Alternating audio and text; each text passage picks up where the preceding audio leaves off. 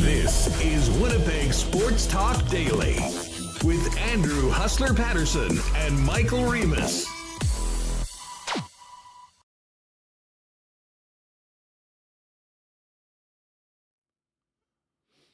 Hey, what's going on, gang? Happy Tuesday. Welcome to Winnipeg Sports Talk Daily.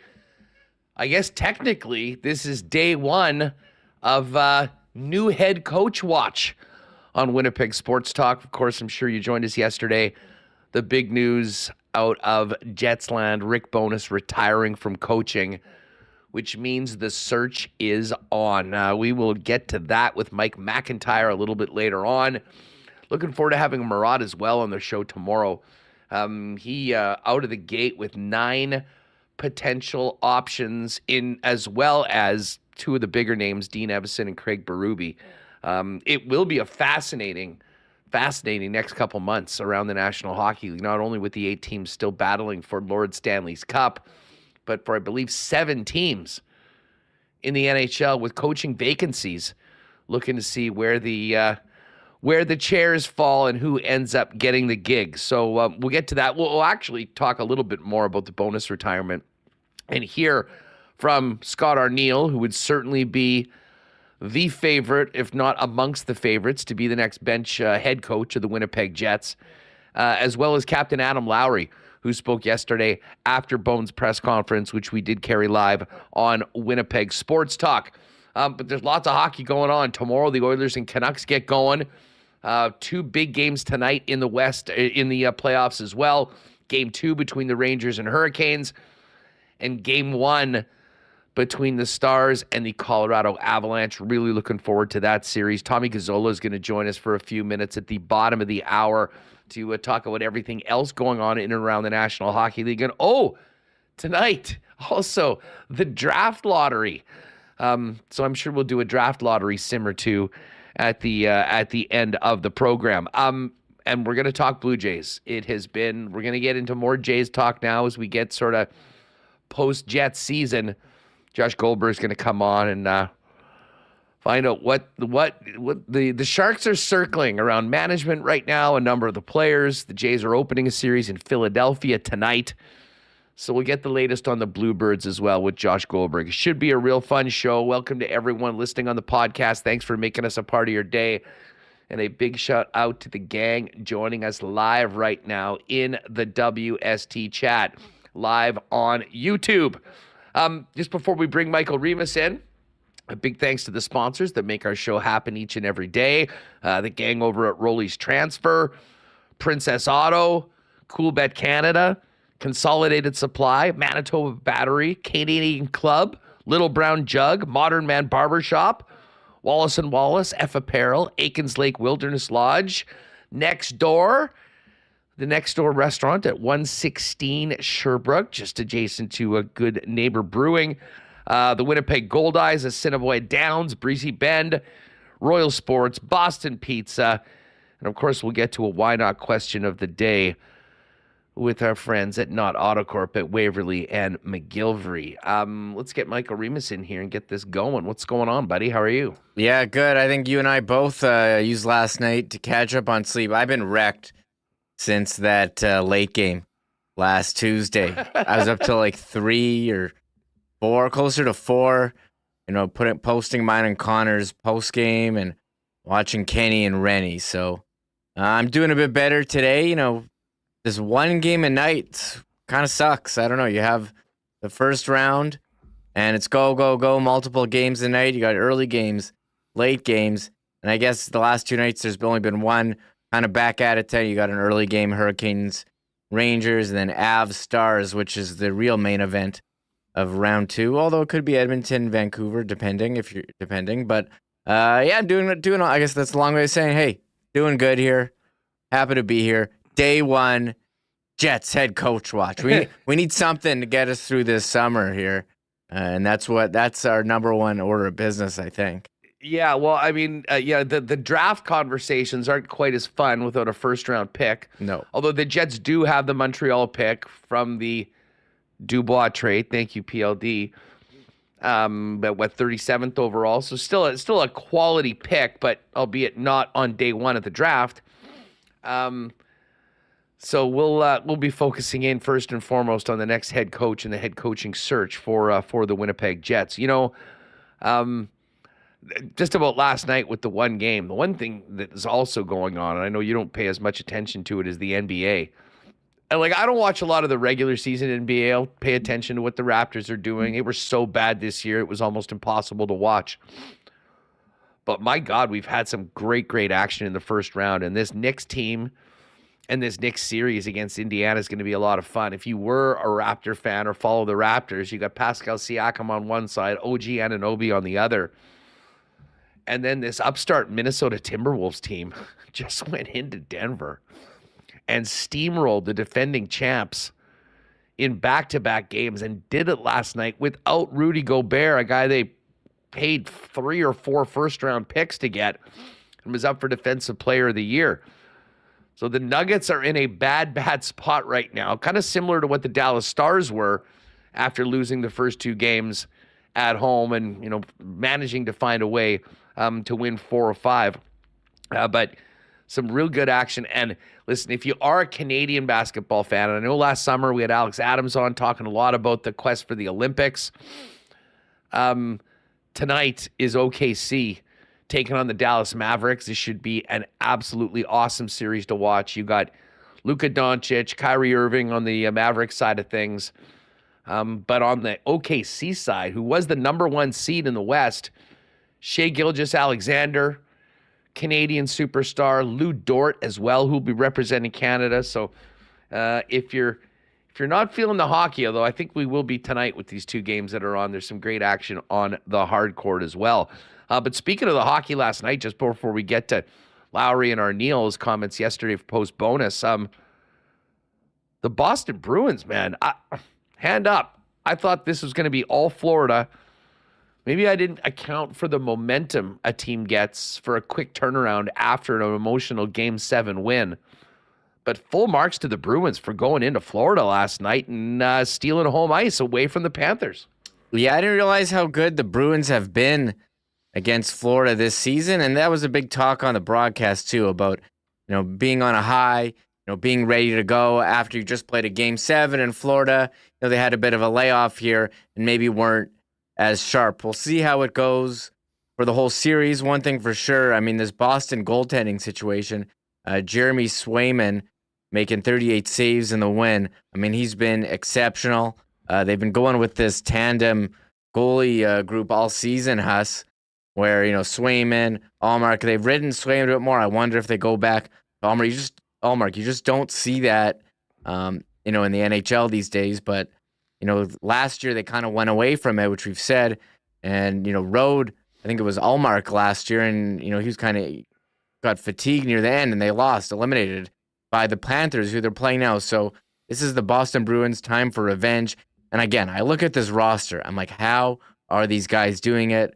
Part of it's certainly the goaltending, but part of it everyone stepping up. So credit to Boston, because I don't think anyone had them. Everyone's like, whoever wins, Toronto, Boston, they're going to get whipped by Florida. Now it's a 7-game series. We just saw Dallas lose the first 2 at home and end up coming back to win in 7. So we'll see what happens here. But big one for Boston yesterday. And I'm curious if Florida can bounce back and make a return to the final that they did last season.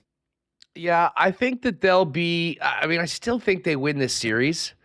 I think they're a better team, but all season long, these teams were neck and neck. It's not like Florida finished 20 points ahead of Boston in the regular season. They were right there. I think it came down to the last game on game number 82 as to who got first place. So Tampa ended up doing that. And now that I think about it, Boston kind of seemed like they laid down in their last 2 games to not finish first. So maybe we haven't been giving the Bruins enough credit. And hey, everyone was just about to dance on their graves and blowing another 3-1 lead. They get the overtime goal from David Pasternak, and now they're up 1-0 in this series. So certainly a great start for the Boston Bruins. And how about Brandon Carlo, Reem? Kate, you're a father. Can you imagine being somewhere, having a kid, being there for 3 or 4 hours, and then jumping on a plane, getting to a rink 2 hours before the game, and playing in a Stanley Cup playoff game? No, you'd be so tired. And we've talked about, that's what I was thinking. Actually, talk about baby swag on this show. I think I experienced it in my own life, like scoring a goal in hockey or something like that, or having a big hit in our baseball playoff game, maybe. But how about Carlo? Yeah, scoring, fresh off having a child, and how about grabbing the puck after to give the kid? That's a pretty cool story. So it is. It really is. I mean, the puck was just destined for the goal on that one. So nice note there from the Stanley Cup playoffs. Well, and listen, I mean, just to do that, to score the day that you have the kid is really, really, it's just like an awesome story. But for a guy like Carlo, who's like a stay-at-home defenseman, hell of a player. Yes. He scored 4 goals all season. So the baby swag is real. I'm not even sure whether he would have been listed on Coolbet as a potential goal scorer. They sometimes don't go through every single player on the list, and especially if he was questionable to be playing, probably wouldn't have thrown it out there. But that would have been a nice nice prop to get on last night for the Boston Bruins. But anyways, 1-0. Bob's got to be a lot better. Swayman, if you were doing Conn Smythe voting right now, I think with his .955 save percentage, he would probably be the guy. But lots of track left to run, even in this series. Never mind to make it to the Cup final. 2 great games tonight. Carolina looking to even up their series at MSG against the Rangers. We'll hit this a little bit more on the lines, but I can't wait for this Dallas-Colorado series, Remis. And you know what? Let's do the why not question of the day for Not AutoCorp right out of the gate. Why not question of the day for all of you in chat? Dallas or Colorado series? Who you got? Dallas is a slight favorite in this series. Colorado, I believe Colorado's +104, Dallas -122. I'm still sort of feeling Colorado, but Dallas made a pretty big statement, Reem, with what they did after dropping those first 2 games to Vegas at home, coming back to win it in 7. All I know is that this is going to be 6 or 7 games for sure, and it should be a hell of a lot of fun for hockey fans to watch. Yeah, I mean, this gauntlet of the Central Division, so tough. You have Vegas, Dallas, which went 7, the Western Conference Final last year. Now Colorado, Dallas. I mean, Dallas has been pretty strong the last couple seasons. Colorado's a previous Stanley Cup champion.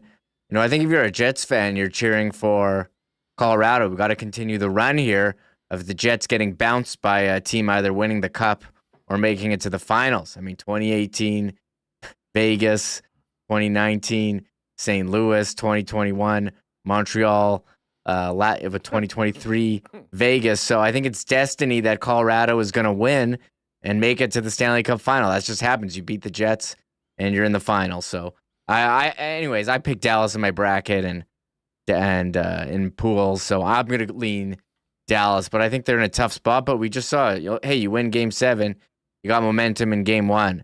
Colorado's been sitting around hiking in the mountains, getting all rusty or getting healthy, depending on which way you want to look at it. It can go either way, but we'll see what happens tonight. Tonight in game 1, that's the late one. So that's in Dallas. Nice 8:30 start for the Central Time Dallas. How will it affect them, Huss? That's a Central Time Zone team playing in the Mountain Time Zone. Yeah, Rob Pepper asking, why is the Edmonton-Vancouver series taking so long to start? There's a concert. There's some building availability stuff. Like it was going to start Tuesday if Vegas had won, but because Dallas won, it's starting on Wednesday, and it'll just give another day for moron Canuck and Oiler fans to go at each other on social media.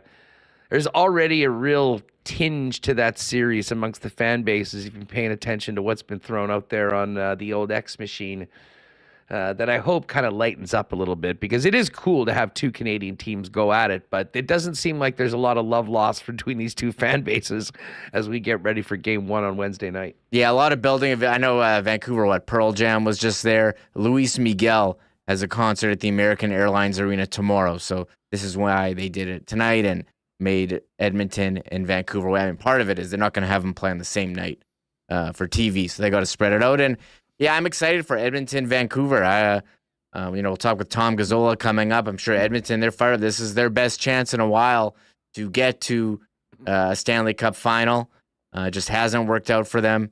Ran into the buzzsaw last year. That was Vegas, but I think this year everyone's picking them to win. Maybe be nervous about that. Stuart Skinner questions last year about goaltending. He answered them in round 1. We'll see about round 2. And Vancouver, goaltending for them is goaltending questions for them too. Frank Cervelli putting out Demko won't be available till at least Game 4. So what they're going with Shilovs, or he's gonna be what? I'm assuming he's their guy now, and maybe the other guy gets up into Smith. We'll see. Vancouver, all about Rick Tocchet coming in, teaching him how to defend, kind of like Rick Bowness here. Can they defend again? I think you're able to stop this power play for Edmonton. That was 50% in round 1. Ridiculous. So we'll see how that goes. That's going to be entertaining. With Tommy G. Yeah. With Tommy G coming up in a few minutes from Edmonton Sports Talk. I will say this, that I mentioned this with the guys in Edmonton on the Lock Shop. It makes me nervous. Not that I have any skin in the game or I'm pulling for the Oilers really, other than I want to see a Colorado Edmonton series. That's my choice. I think it would be world-class playoff hockey. But nobody is giving Vancouver a chance at all. And, every time you see one of those things where, there's 28 people picking and all 28 go for one side, sometimes you just got it. Oh, by the way, we got to have some breaking news, Remis, from the Canadian Football League. It sounds like the CFL is not turning a blind eye to Chad Kelly's transgressions. The CFL media release just out right now a minimum 9-game suspension for violating gender-based violence policy. This, of course, goes back to the lawsuit from a former employee of the Toronto Argonauts who alleges that Chad Kelly was inappropriate with her.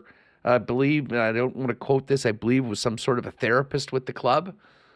Kelly's denied it, but now they've gotten into it a little bit more, and a minimum of half this season for last year's MOP being suspended from the Canadian Football League. That is a huge news in the CFL. Yeah, we're kind of waiting to hear what was going to happen, and he's going to have to undergo confidential assessments by an independent expert and attend mandatory counseling sessions conducted by a gender-based violence expert. If he's got to complete those, and if he doesn't, they can change his discipline. And the decision is the result of a thorough third-party investigation into allegations made against Chad Kelly. Randy Ambrosi saying players are the ambassadors of our great game. They are expected to be leaders in the locker room and role models in the community. It was important that we performed our due diligence to properly review this matter from all points of view. That in-depth investigation found that Mr. Kelly unequivocally violated the CFL's gender-based violence policy. The suspension is a direct result of his behavior. The addition of mandatory counseling focuses on his need for self-reflection and understanding of his actions. He must take full advantage of this opportunity for personal betterment in order to return to the CFL. So we'll have to, wait and see what happens. But minimum 9 games, big for the Argos, and nicely done by the CFL to take action. Yeah. A lot of people asking them, and Chad Kelly, his actions on social media. He's a knucklehead. yeah. The dude has always been a knucklehead. Yeah, it wasn't great. No, and listen, the CFL was taking a lot of heat, and the Argos as well for seemingly moving forward as if nothing was happening. I guess they just weren't that public with the extent of what they were doing as far as an investigation goes. But this is obviously huge news in the Canadian Football League, and for those like Jeff Hamilton said, right off the bat when this happened, this is really going to test the teeth of the CFL's policy of gender-based harassment and violence, and now a very significant suspension that is a minimum of 9 games, as I mentioned. There's things that Chad Kelly's going to need to do to get back into the league and be greenlit. So we'll see what that means for the CFL season as we go forward. All right, Tom Gazzola is coming up in about 5 minutes. Let's just quickly hear from Scott Arniel. Yesterday, all about Rick Bowness, his incredible contributions to the game, but also here in Winnipeg over the last couple of years as the Jets head coach. And of course, Arnie was with him every step of the way and filled in as head coach when Bones was away on a few occasions. Here's what Scott Arniel had to say about the retirement of Rick Bowness. Obviously it was right after the game, and he just got back from talking to the media and kind of caught us all off guard a little bit. Him and I have talked a lot over the course of the season, and I knew the health thing was a big part of his decision, but at the end of the day, it was still hard to hear, and I might have been the one to say, sleep on a little bit. Let's talk maybe a little bit later on down the road here. But when we talked again on, I think it was Thursday again, and he was still adamant that he had enough, and he's going out on his terms, and obviously fantastic career. There's just Arnie on Bones retiring. If you missed it yesterday, Bones told the other assistant coaches an hour after Game 5 that he was going to be retiring. And, of course, Scott Arniel, as the associate coach, would have been right there with him. Arnie kind of expanded a little bit more on his time with Bones and what Bones has done for his coaching career. I'm going to even back it up as a player. I mean, I came here in '81 as a player, and Rick was he was in the organization and got to know him then. And then in '83, he came in as an assistant with Barry Long, and I had him as assistant coach. Had him again in Boston as my head coach. I came back here with the Moose to get into my coaching career, and he was with Vancouver, so there was that connection that we had with them. And we've always kept in touch. He's been a source for me on, whether it was when I was applying for jobs or whether I was even just coaching when he was in Tampa, I was in New York. There was a lot of rivalry then, but we'd always talk about different things, the league, players, all that. He was a great sounding board for me, and he had so much experience. He's done so much in his career, especially at the coaching level, that he's an easy sounding board for me to go to often, and it grew a great friendship. Not only being a coach of mine, but also being a mentor as a coach. All right, Scott Arniel, after the Bones press conference yesterday announcing Rick's retirement, Arnie was also asked on what Bones' retirement means for his own personal goals moving forward. I mean, like you first said, this is Rick's day, so I'm not going to go too far into this. Chevy, Mark, they know my intentions. They know what I want and what I'd like. We'll talk more. It really is in a very early stage. Like Chevy said, they found out Friday. We knew a little bit earlier than that, but at the end of the day, we'll just let the process play itself out. We'll kind of tackle things as they get put forward here. All right, and one more from Arnie yesterday. Murat, I believe, asked him if he does want to be a head coach in the NHL. You said that what you want is one of the things that you hope for to be head coach of the Winnipeg. Yeah, it is. Yeah, it is. All right, that was short and sweet, but to the point, and no surprise. I mean, I think that was something that had been really talked about Remis for the last couple of years. With Rick Bowness coming in, post Dave Lowry, Scott Arniel coming in as an associate head coach. Arnie talked about, it goes all the way back to Arnie, to Scott as a player, as a rookie, coming in with Dale Hawerchuk with Bones on the team, and then becoming an assistant coach in 1983. And then, like 40 years later, still having a connection with Rick right to the final days of his coaching career. But no surprise that Scott Arniel was very much throwing his hat into the ring as what would be thought of, certainly at least collectively, as a potentially the head coaching favorite to take over from Bones. If you've thought that they had the succession plan all along, knowing that Rick was not going to be here for an extended period of time based on the 2-year contract and how long he'd been in the game. Yeah, Scott Arniel came in as associate coach. You give Rick Bowness the 2 years. Maybe this was the plan all along. Rick Bowness goes 2 years, and then Scott Arniel takes over. I mean, he's been behind the bench at times the last 2 years when Rick Bowness had to leave for health issues or, for family issues as well. So he certainly got experience, and if they want to keep it going, maybe that's the preferred option. But there's a number of really qualified candidates out there, Huss, like Craig Berube, Stanley Cup champion. Tom McClellan has a lot of experience as well. He did win a Stanley Cup with the Red Wings as an assistant and, coached those great San Jose teams. Dean Evison had some success, has some local ties as well. So I do wonder if, because there's so many options, Gerard Gallant, I mean, there's a ton of great options. Maybe they go and take a look. But if you're putting betting odds, I think Scott Arniel would probably be the favorite. I don't want to put, I'm not going to put a number, but that's what I don't know. Is Coolbet offering Jets head coach odds? You know what? I can talk to them. I can talk to them about that. At some point, once the dust settles on a couple of other, scenarios around the National Hockey League, like Sheldon Keefe going to be hitting the unemployment line. We'll find that out over the next few days. There probably could be a number of options for next head coach of Winnipeg Jets, as well as other teams in and around the NHL. I'll say this about Arniel. I mean, there's a lot to be said about, being with this group and being a big part of a coaching staff that led them to 46 wins and then 52 wins. I mean, we can talk about the playoff shortcomings as well. I mean, it's all part of the story. But they would, particularly the guys inside that building and the team for that part, would have, a great deal of knowledge and I think comfort with Arniel because of the job that he's done, especially when you look at how this team played when Bones was away due to a few different circumstances over the last couple years. So we're just getting going on the Jets head coaching watch, but make no mistake about it, Scott Arniel right at the top of the list when it comes with the players coming in. All right, we've got some characters coming in from Edmonton Sports Talk in just a minute on the program. Shout out to my old pal Damon Bunting, who apparently was on with the fellas on the hangout today. Popped in with us when we were doing the lock shop earlier on. But Tom Gazzola is coming up from Edmonton Sports Talk in just a minute.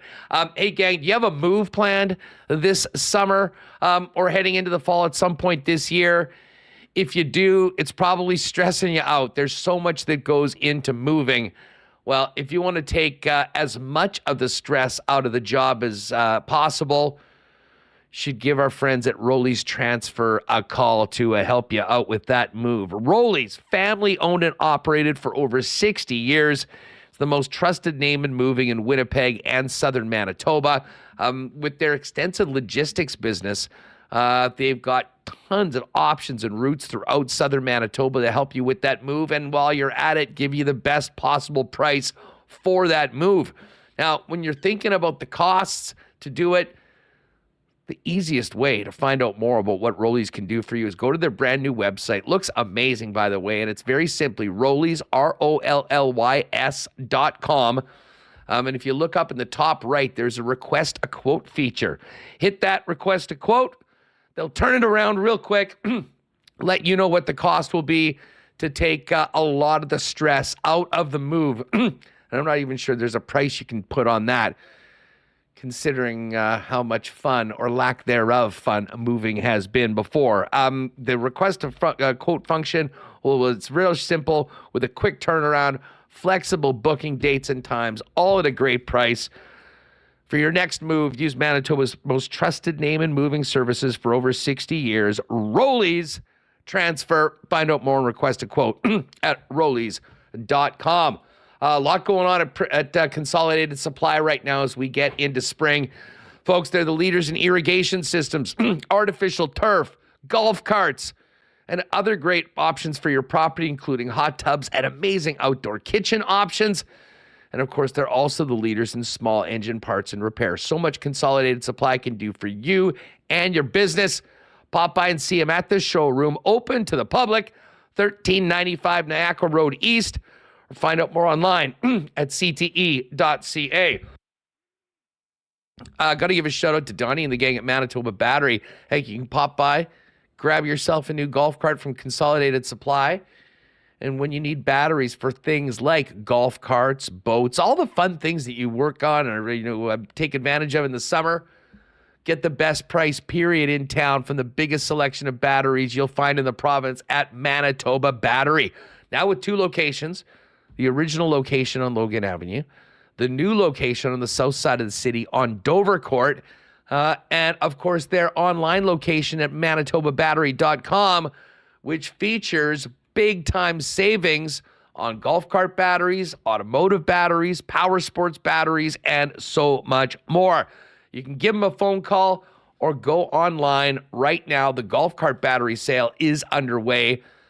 ManitobaBattery.com. And don't forget, not only will you get the best prices in town, they'll deliver to you for free anywhere in the city of Winnipeg with any purchase over $60 at ManitobaBattery.com. And, Tom Gazzola is coming up next. We had quite the conversation today on the Lock Shop with Dustin Nielsen about haircuts. And when it comes to hair grooming services, Tom's sort of the poster boy. It looks like he's going to Modern Man barbershops about once a week. That's how good that he looked. If you want to get the Gazzola look or just basically look your best, get on down to Modern Man. There's 8 locations conveniently located in and around Winnipeg, including their newest locations on Plessis Road and Pembina Highway. Got you covered with great haircuts, beard shaping, shaves, color services, and more, as well as an incredible selection of hair care and grooming products as well. Book your look. Make an appointment at modernmanbarber.com. Check them out on Instagram as well, at Modern Man Barbershops. All right, let's bring in our friend Tom Gazzola from Edmonton Sports Talk, 1 day out from Game 1 of Canucks Oilers. Tommy, as usual, looking like $1 million US tax-free. How are you? What a boost, man. That was like a 96% confidence boost right there, Huss. Thank you for that. I appreciate it. Yes, Damon Bunting, he was chatting with me here. He was in studio today. So your old friend, our old pal. Just what a crash course, collision course of great things. And then Modern Man, like if I was there once a week, this would look fresh all the time. So I had some strays so as soon as you said my hair, I had to fix it. But what a way to start this hit. I appreciate that so much, Huss. That's why you're the best. It's a bit of a carryover from a topic that we hit on the Lock Shop today. And by the way, shout out to Bunting. He and I, back in the old pit days, slinging tickets for the Oilers. He's doing very well in real estate out there now. Had a great time. He hosted myself and some of the old guys that we worked with when I was out there for that Jets-Oilers game in October, which seems like so long ago. But I have to quickly ask you this before we get down to business. We were talking on the Lock Shop because Dusty had mentioned that you use a loofah in the shower after hockey, and we sort of got into it, just how you really set the bar for looking good. What would you say is the over-under or the average amount of money you spend per month on men's grooming products? We were crowdsourcing a number of offers. What do you think that monthly number is on, probably some special Swedish hair cream you get from Chantal and, Yes. And other sorts of things? Where are we at with that? Fair point. Speaking of that, I need to go see Chantal for some new Swedish hair cream because I'm almost out. So thank you for the reminder. You're just knocking it out of the park, helping me with my day here, Huss. And I don't think I spend that much outside of like $30 for a little thing of Swedish hair cream. I'm pretty straightforward. But had some special moisturizers. I mean, no. It's hard to look 21 years old for 20 years. I know. Somehow I've managed to do it. So did a deal with the devil. I eat a pound of bacon every day. I smoke a pack every day. I drink a lot of soda. and I've still managed to maintain. So when I do start to age, it's going to be like just right off a cliff. But the loofah thing, I will defend to Kingdom Come, because, as a guy approaching his 40s, you go to hockey, and I still see guys that I play hockey with, people that have played pro hockey, that don't properly wash themselves, or some guys don't even shower after hockey. That's absolutely disgusting. I have a nice toiletry bag, and I put like little shampoo and soap and conditioner in there. And then I thought to myself, if I'm going this far and I want a nice thorough clean, because I don't want to stink when I go to bed, or I need to go somewhere if it's an early hockey game, I'm going to do a thorough clean. So I tossed a loofah in there. It's a couple bucks. You just wring it out and away you go. So I figured if I'm going like to that extent, I may as well just go the rest of the way and finish the race. So yeah, I do have a loofah. Listen, you raised the bar high. Shout out to Mitchie R, who has who has a new nickname for you. It's Tom Galufa. Yeah. I might have to send that one over to Dusty and the boys for the next time. Hey, listen, let's get to what's going on in and around. Well, I want more loofah talk, by the way. Listen, I don't, we may have to start a separate podcast, or just part of the EST WST programming. Right. Just basically, it's a men's grooming show hosted by Tom, and then you could come in and kind of do like fix me ups. You could work on myself, Dusty, Lieutenant Eric, and give us tips to look a lot better. But hey, we need your the extra time between this Oilers Canucks series starting has seemingly just started with fans on both sides being complete maniacs on Twitter. This series can't start soon enough, I'm sure, for the teams and the fan bases. Yeah, no shock, by the way. No shock whatsoever that they have already started the series without the series actually starting. These are crazy fan bases. These are great fan bases. They lose their cool on social media collectively. I know that there's smart people that are fans of each team. They generally stay out of the social media conversation, but you get the dum-dums in there and they stir everybody up. So we've seen that in Vancouver. I know that there's Oiler fans that get sucked into it and they take the bait and go after Canucks fans. And I expect that to happen throughout the entirety of this series, whether it's a 5-game series, 7-game series. I don't think it's going to be a 4-game series. So let's throw that possibility out the window. But these two fan bases are going to be an absolute sideshow via social media that we're all going to watch. Some of us in horror, others with glee. And, it's just part of the fun. And I'll say this, like even hopped on with Patty Steinberg yesterday, our good friend Pat Steinberg in Calgary. And Pat was asking how I thought it was going to go between the two fan bases and the two teams. And I said, Pat, like when the Oilers and the Flames got together for the first time in 31 years, 2 springs ago, it wasn't that crazy. Like it was, yes, you had some stupidity, but it wasn't to the point that it's already getting with the Oilers fans and the Canucks fans. So I don't know what it is about the Canucks and their fans. There's always fights in Edmonton. Anytime Vancouver's in town, usually it's a Saturday night, usually at 8:00 local start. Usually everybody's fueled up and some brouhahas ensue. But I mean, between the Oilers and the Flames, I know that there was some of that, but nothing like we've already seen. Well, considering the amount of Oilers fans I've seen beating the hell out of each other over the course of the playoffs so far. They do that. They do that. Listen, I understand why the Oilers are favored, and I can't help but think people are completely writing the Canucks off too early, though. I mean, this team has exceeded expectations at every single point of the year. Halfway through the season, their PDO is high. Listen, they won the Pacific Division. They ran away with it, to be perfectly honest. And they managed to win a series against a very good Nashville team with a goalie that wasn't even on the roster to begin the series right now. Like, do you feel that people are sort of writing the Canucks off a little early, even if the Oilers legitimately are a favorite in a series that they don't have home ice in? Yes. The answer is yes. Vancouver is a good team. Since day one of the season, they've been a model of consistency. They do have high-end talent. No, their goaltending right now isn't, quote unquote, as good as Edmonton's. And there were questions about Stu Skinner going into this series, last series, pardon me, and into this playoffs, if he would be a guy that could be a playoff performer. And for the most part, he's quieted some of those people that had those doubts, but it's going to be another test for Stu Skinner, and he's not out of the woods just yet. And so the Canucks not getting the respect they probably deserve should be fuel for their fire. They have a very strong team. They have one of the best defensemen, if not the best defenseman in the league this season, who can add just another dynamic. And that's somebody you're going to have to worry about if you're the Oilers and defend against. It's going to be different than defending against the LA Kings. This is a series where I think the Vancouver Canucks can burn you in transition. That's not what LA could do. It wasn't part of their MO. LA was methodical, patient. They would wait for you. They try to grind a little bit. Vancouver's got quickness. They've got speed. They've got high-end talent. They can finesse if you want to play the finesse game.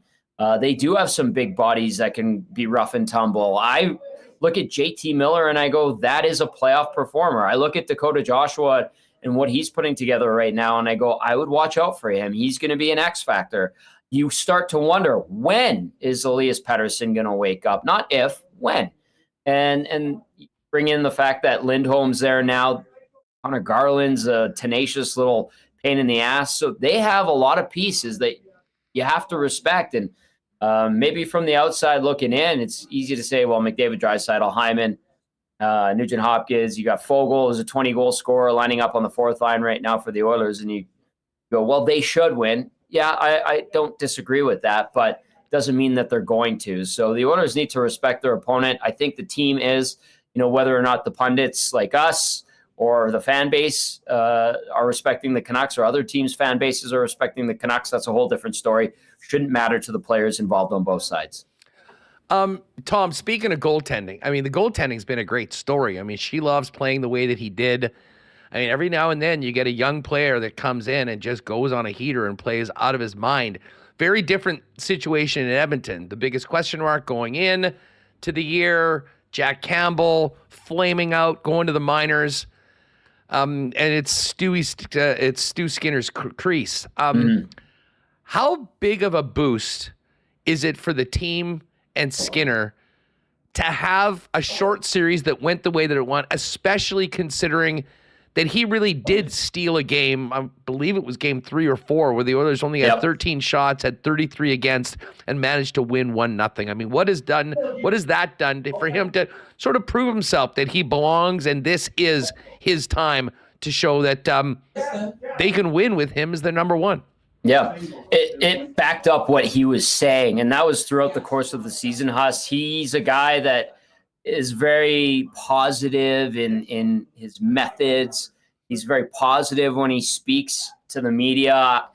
I'll give you an example. After a tough loss, he'll say things like, well, I should have played that better. I'm thankful that I went through that, because now next time I'm in that situation, I'll know how to handle. He speaks like that. And he talked about doing a lot of reading last offseason about being mentally strong and methods in doing that. And you literally hear it from him. And then, so it's one thing to say it. We've heard guys talk about positivity and manifesting this and that, but he goes out there and he does it. And it also kind of follows his sort of trajectory throughout his career. He gets to the next level. He goes from junior to pro, has to go to the ECHL, doesn't start out great. Eventually learns the game, goes through some of these lessons, gets a little bit better, comes back later, stronger, goes to the AHL, takes a step back because it's tougher. And then learns that lesson. Then he becomes a very, very good AHL goalie. It's his first taste of the NHL, a bit shaky. And then he goes back to the AHL and, kind of hones his game there, back up to the NHL, puts together an excellent full rookie season, becomes a Calder finalist, ends up being an all-star, albeit via being a replacement, and puts together a really nice rookie season. Then this year, people are going, well, we don't really know if he's the number one. And that's a sincere question, and there's nothing wrong with that. And he struggled out of the gate just like the rest of the team, but he built up his game as the season went on. A lot of those doubters went away, And now the big question was, what's he going to be like in the playoffs? Because last year in the playoffs, he took that step back. He wasn't great in the second round against Vegas. I don't think he was particularly great against LA last year in the postseason, but Edmonton managed to outscore a lot of their problems and mistakes. And so we're watching Stu Skinner kind of develop before our eyes, and he's been backing up the talk with the walk, and that's been a good sign. He's going to need to continue that because it's only going to get tougher from here on out, Huss. So that'll be something we keep an eye on, and we'll see if Shilovs can keep the hot hand or if Demko will be okay in a couple of games or whatever. But if you're an Oilers fan, you're watching Skinner going, okay, we need to see more of what we saw in games 3, 4, and 5 against the LA Kings because they need that guy. And the Oilers, we all know, aren't perfect defensively. Although they're more responsible and have been in the postseason, they still need a big save here and there. You know, it all came down to the final night of the regular season, and I think once the cookie or the dust fell, having Vegas move over to the Central Division was a big boost for Vancouver as far as the path, if you will, and really kind of created the group of death here in the Central. Vegas is gone. The Jets are gone. It's Dallas, Colorado. Just a quick thought on that series, Tom. And who do you expect to be waiting for the winner of Edmonton and Vancouver at the end of round 2? Buckle up, because I think this is going to be a fast series. I think we're going to see really nice goals. I think we're going to see it get a little bit chippy. So I'm excited to watch that. Something tells me that Colorado is just piecing it together. And I'll use this anecdote that Glenn Anderson, of all people, we were doing the 84 reunion and then the 85 celebration. So like the old guys were around for a few years, for like 2014, 15, 16 into the new building. And I was at Oilers TV at the time. So we ended up talking with all the banner guys from Edmonton. And I was asking Glenn Anderson, I'm like, all right, well, now we're celebrating the 85 Stanley Cup team. Last year, we were celebrating the 84 team. Which team was actually better? Because you got all these records you guys set the one year, and then the next year, maybe a little bit more adversity, yada, yada. And he goes, well, I actually don't think that any of these teams were our best teams. I think the 88 team was. And you go, 88 team? That team, struggled a little bit, didn't have Andy Moog. Paul Coffey had been traded.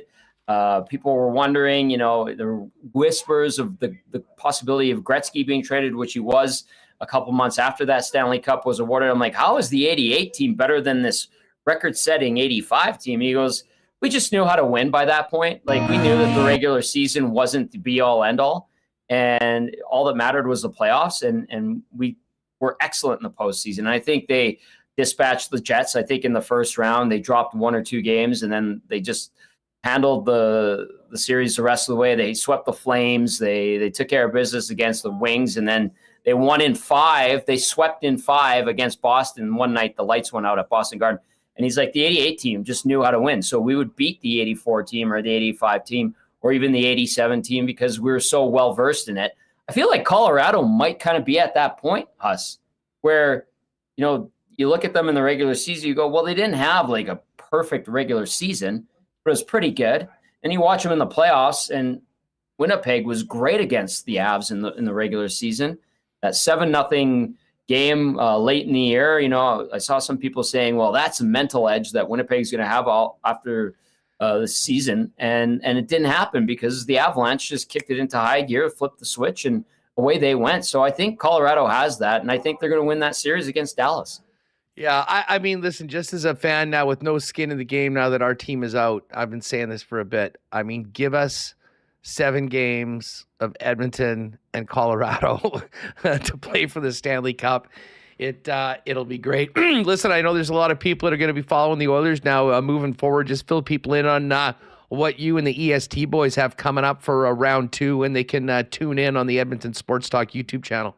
Oh, I love it. And we do get some ESTers and WST crossovers, and I've seen that in the Nasty Chat, which I always appreciate.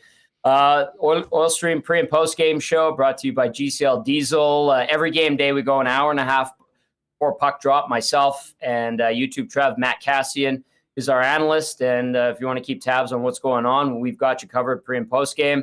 We're live on location, Huss. I wish you could make your way down here because every game day we're live on location at Hudson's, either White Ave or Bourbon Street, and it always turns into a good time and a nice party. So tomorrow night is our watch party where the entire EST crew shows up. Sometimes it could get sloppy. I feel like we're going to have ourselves a nice little Wednesday night tomorrow. Yeah, no doubt. And then just wait, what the next game is Friday? Yep. In Vancouver. Yikes. Don't book Buckle anything up. for early Saturday morning. Tom, thanks for doing this. Say what's up to the fellas, and we'll look forward to checking in with you later on in the series. Thanks for doing this, buddy. Thanks, Huss. Thanks for having me. Good stuff. Yeah, looking forward to these games tonight. Carolina Rangers, Dallas, Colorado. We will hit that a little later on in the Coolbet lines. You know what? Coming up later on, Mike McIntyre's up next. We are going to have Josh Goldberg on to talk about the Jays. And speaking of the Jays, I know we let you know that, Hoagie Boys and the Beer Can are with this. We've also got Next Door, a cool neighborhood restaurant adjacent to Good Neighbor Brewing's operation at 116 Sherbrooke. And they've teamed up with the guys between Cosmos and Hoagie Boys for some of the best bar food around. Tomorrow, and this is good, we're doing this show on Wednesday, but tomorrow is Wingy Wednesday, and they do an unbelievable wing night where they serve a pound of naked wings for $15. But the kicker is they have a sauce cart where you choose your own sauces and mix and match and pour as what as you want from 14 house-made sauces. They are unbelievable. And the new sauce this week is Maui Wowie, a saucery, savory soy ginger scallion mix. They're also going to be doing a bit. The ladies, the women that own it are former hockey players. We're planning potentially a PWHL playoff watch party, which everyone that is so into the rebirth of women's hockey will want. But they're also big-time Blue Jays fans. And every Jays game is on sound with their 3 TVs, and they pour pictures of their hazy IPA and Czech Premium Pale Lager. So if you're a Jays fan or just looking for a real cool spot in Moseley to pop by for a few beers and some unbelievable bar food, make a point of checking out Next Door down at 116 Sherbrooke. Hey, our friends at Wallace & Wallace are busy as we get into the summer. You know Wallace & Wallace is the fencing experts in town, not to mention the leaders at Overhead Garage Doors, doing it since 1946. If your property needs the security and protection of a new fence, or if winter's done a number on your old one, call the leaders, Wallace & Wallace. They've got vinyl, ornamental, welded wire, chain link, or wood fences, whatever you need. And again, the biggest selection of overhead garage doors in town. You can give them a call at 452-2700. The Wallace & Wallace team will arrange a time to come out and give you a free estimate. For more information, check out wallacefences.com or pop down to their showroom on Lawson Crescent off of Kenniston. And hey, shout out to our guys at F Apparel. A great year in the winter, but now it's busy because you're getting into wedding season. And I know many of you are looking into your closet realizing, gee, it might be time to step up the menswear game. Well, F Apparel's there for you. Custom suits beginning at $400. Chinos, golf pants, custom shirts, both tucked and untucked styles, and an incredible selection of menswear accessories. And 15% discount when you and the guys in the wedding party get your suits at F Apparel, and a great promo on right now for high school grads. You get a new suit to end their high school days and be able to use that as they get into the next stage of their life. Pop by and see them at F Apparel, 190 Smith Street downtown. You can make an appointment or find out more online at that's EPHapparel.com. And hey, Bomber Rookie Camp gets going tomorrow. We are so fired up to get back to Princess Auto Stadium this year, as are our friends at Canadian Club, the official spirit of the Winnipeg Blue Bombers. We'll be toasting some Blue Bomber wins and enjoying some cold CC and gingers, not to mention the entire Beam Suntory family, because, as of course, Canadian Club is a big supporter and the official spirit of the Bombers, and available throughout Princess Auto Stadium. But in the meantime, when you want Canada's best Canadian whiskey, pick up Canadian Club at your local Manitoba liquor marts. All right, let's get Mike McIntyre in here to get back to the Jets and the official day one of Head Coaching Search 2024. Mike, what's up? How are you? There's a sense of deja vu to this. Huss, is there a lot of beer on the line this time around, or no? Well, we'll see. We'll see. We haven't talked to our friends at Little Brown Jug about a full court press for one candidate. Right. Because again, this is a little different this time, Mike. You've got Scott Arniel, who I'll get your thoughts on this in a minute, but many have thought that is like the succession plan has been here for the last couple of years with Rick Bowness. But at a time in the NHL where there are 7 open jobs, and that could grow depending. We'll see what happens with Sheldon Keefe, I guess, that status as well. And, some pretty decorated, experienced coaches out on the market, some other names we might not know about, to be honest. I am quite interested to see how things go just league-wide with the coaching search. But just first off, before we get to that, were you surprised at all yesterday? What was your reaction when you got the news in the morning that Rick Bowness was in fact retiring from coaching, and just thoughts on the press conference overall? No, I was not surprised, Huss. I had call it a gut feeling, whatever. I felt like Rick was done. I got that sense from him actually before Game 5, and in listening to him talk after Game 5, and then at the garbage bag day clear out there a couple days later. I know, his comments were a little cryptic, I know, and open for interpretation. I know just in discussion with colleagues, there was a difference of opinion among us in what Rick's comments meant. He was clearly emotional. I think everyone would agree on that. This is at the cleanout day. But his comments about, I talked to Judy, I already know what I want to do. And, saying that he still had to convey that to the GM. To me, what's funny about that, Mike, though? Like there was that kind of gave you the thought on the one side, but there were some other things that he said about getting back, working on things. I mean, and I think that was just the coach coming out of him. Yes. That probably will never leave him. But I mean, there certainly were some things that I interpreted that, well, it doesn't sound like a guy that's ready just to take off. But I think it was more the rawness of the loss and thinking about what went wrong in real time as he talked about the situation and then was asked about his future. Yeah, and I went back, posted actually on Twitter X last night because I forgot I had shot this when Game 5 ended last week. I had actually watched Rick Bowness, more than anything else that was going on as they did the handshake line, and I actually shot some video where I tried to just focus in on Rick, and now looking back and hearing his comments yesterday about how he pretty much knew as he walked off the ice that he was done. There's the video there as the Jets salute the crowd, and then you'll see for those who are able to see this right now, you'll see Rick's kind of the last guy off, and he's taken a long look around. He's in no hurry to get off the ice because, now from what we heard him say yesterday, like he knew he was done at that point, or at least that's where he was leaning. And so I felt like just the body language alone said to me, this is a guy who's decided he's had enough. And, we'll never know, I guess, Huss, like exactly how this played out. Like is part of Rick's decision, because did he anticipate the Jets weren't necessarily going to pick up the option? Like that's a question. And I don't think it had to be asked yesterday, to Kevin Cheveldayoff, like flat out. If Rick had said he wanted to come back, would you have welcomed him back? And I can't tell you 100% the answer. It would seem odd, I think, to people that a guy who just got nominated for the Jack Adams. Yeah, no kidding. Who tied the franchise and won the William Jennings Trophy with his team wouldn't be welcome back. But, they are 2-8 in the last 2 playoff runs. I think with this team and Rick, he's going to be 70 years old.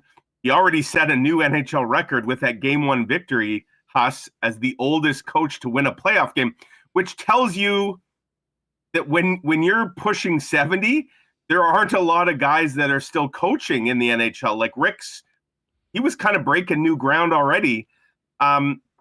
I suspect the Jets would have picked up that option would they have extended it? Like, would they have added another year?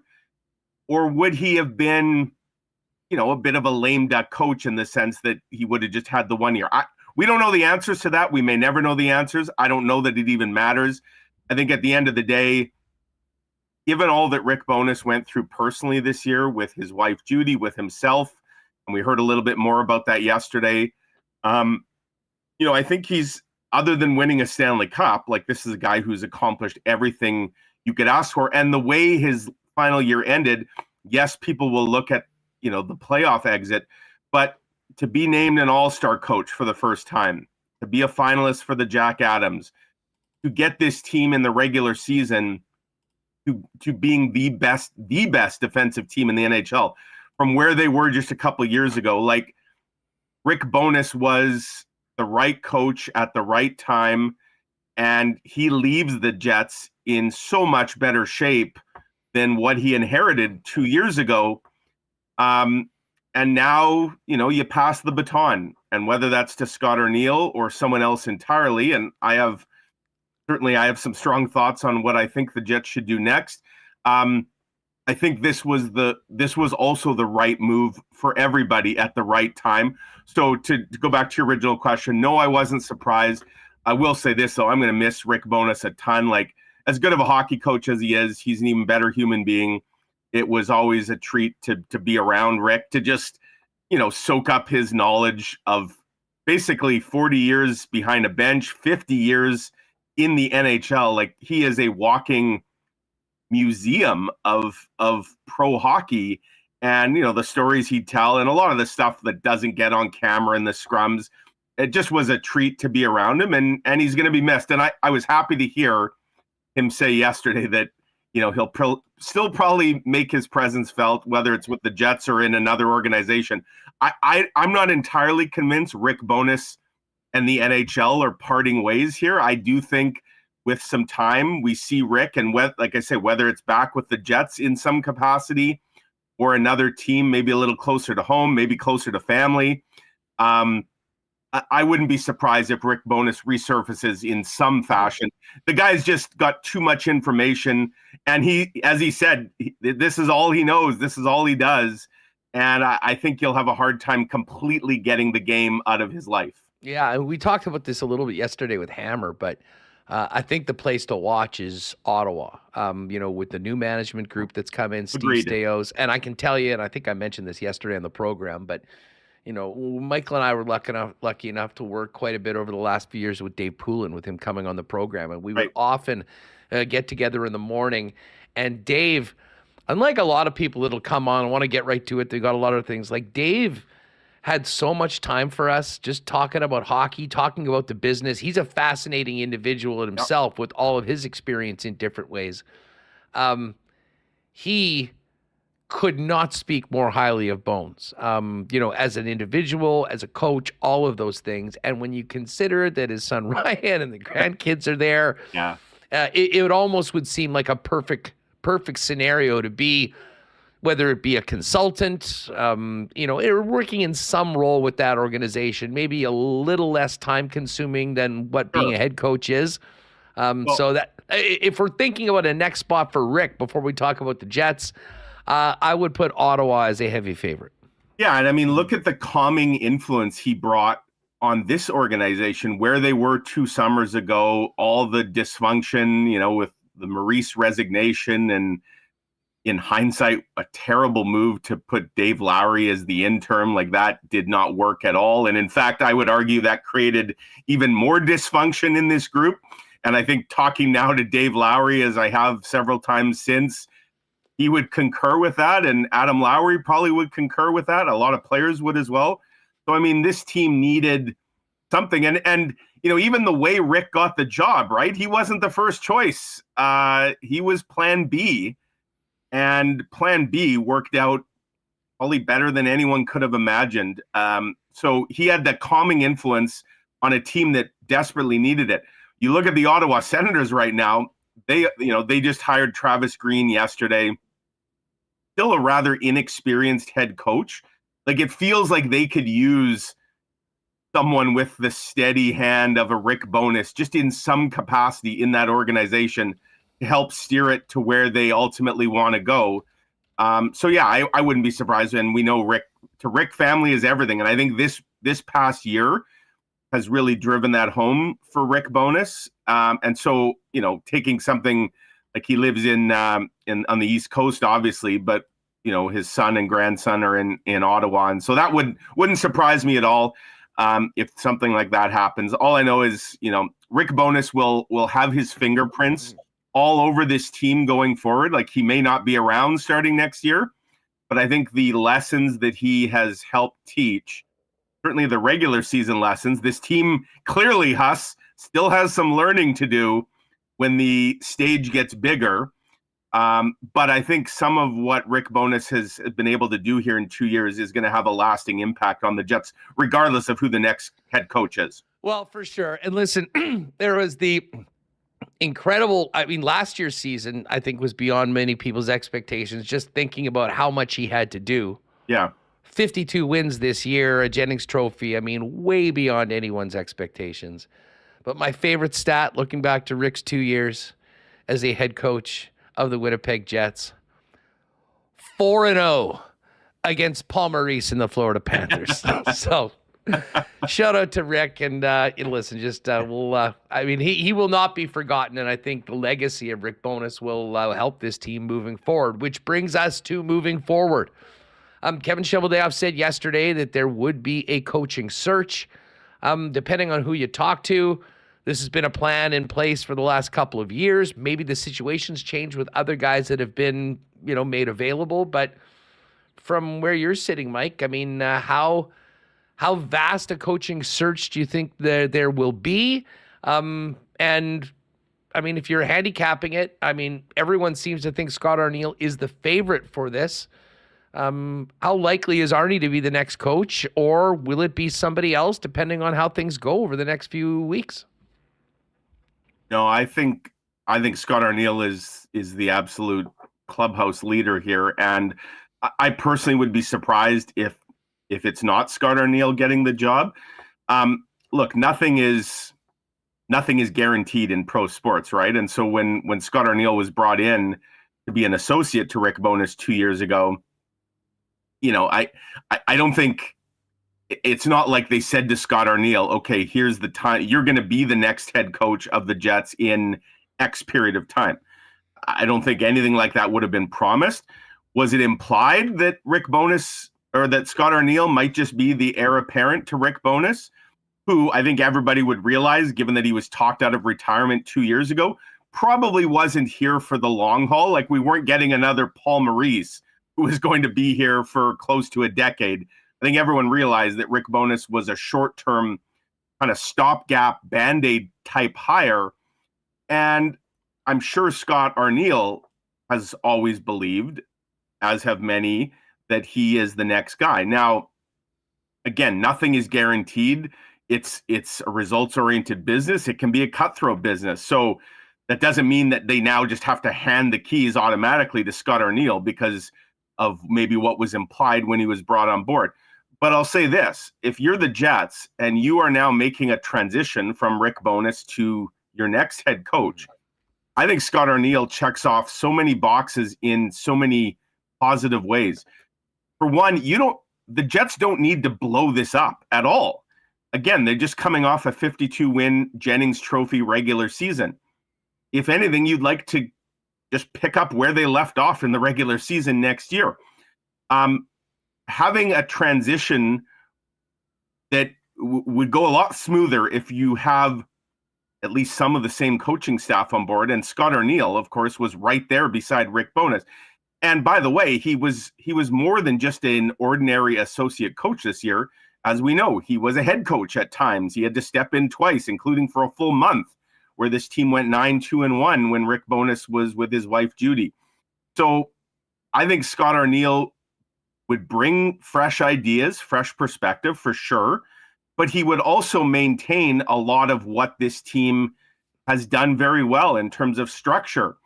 And obviously there's the familiarity with the players, most of whom are going to be back next year. Again, this is not a rebuilding team.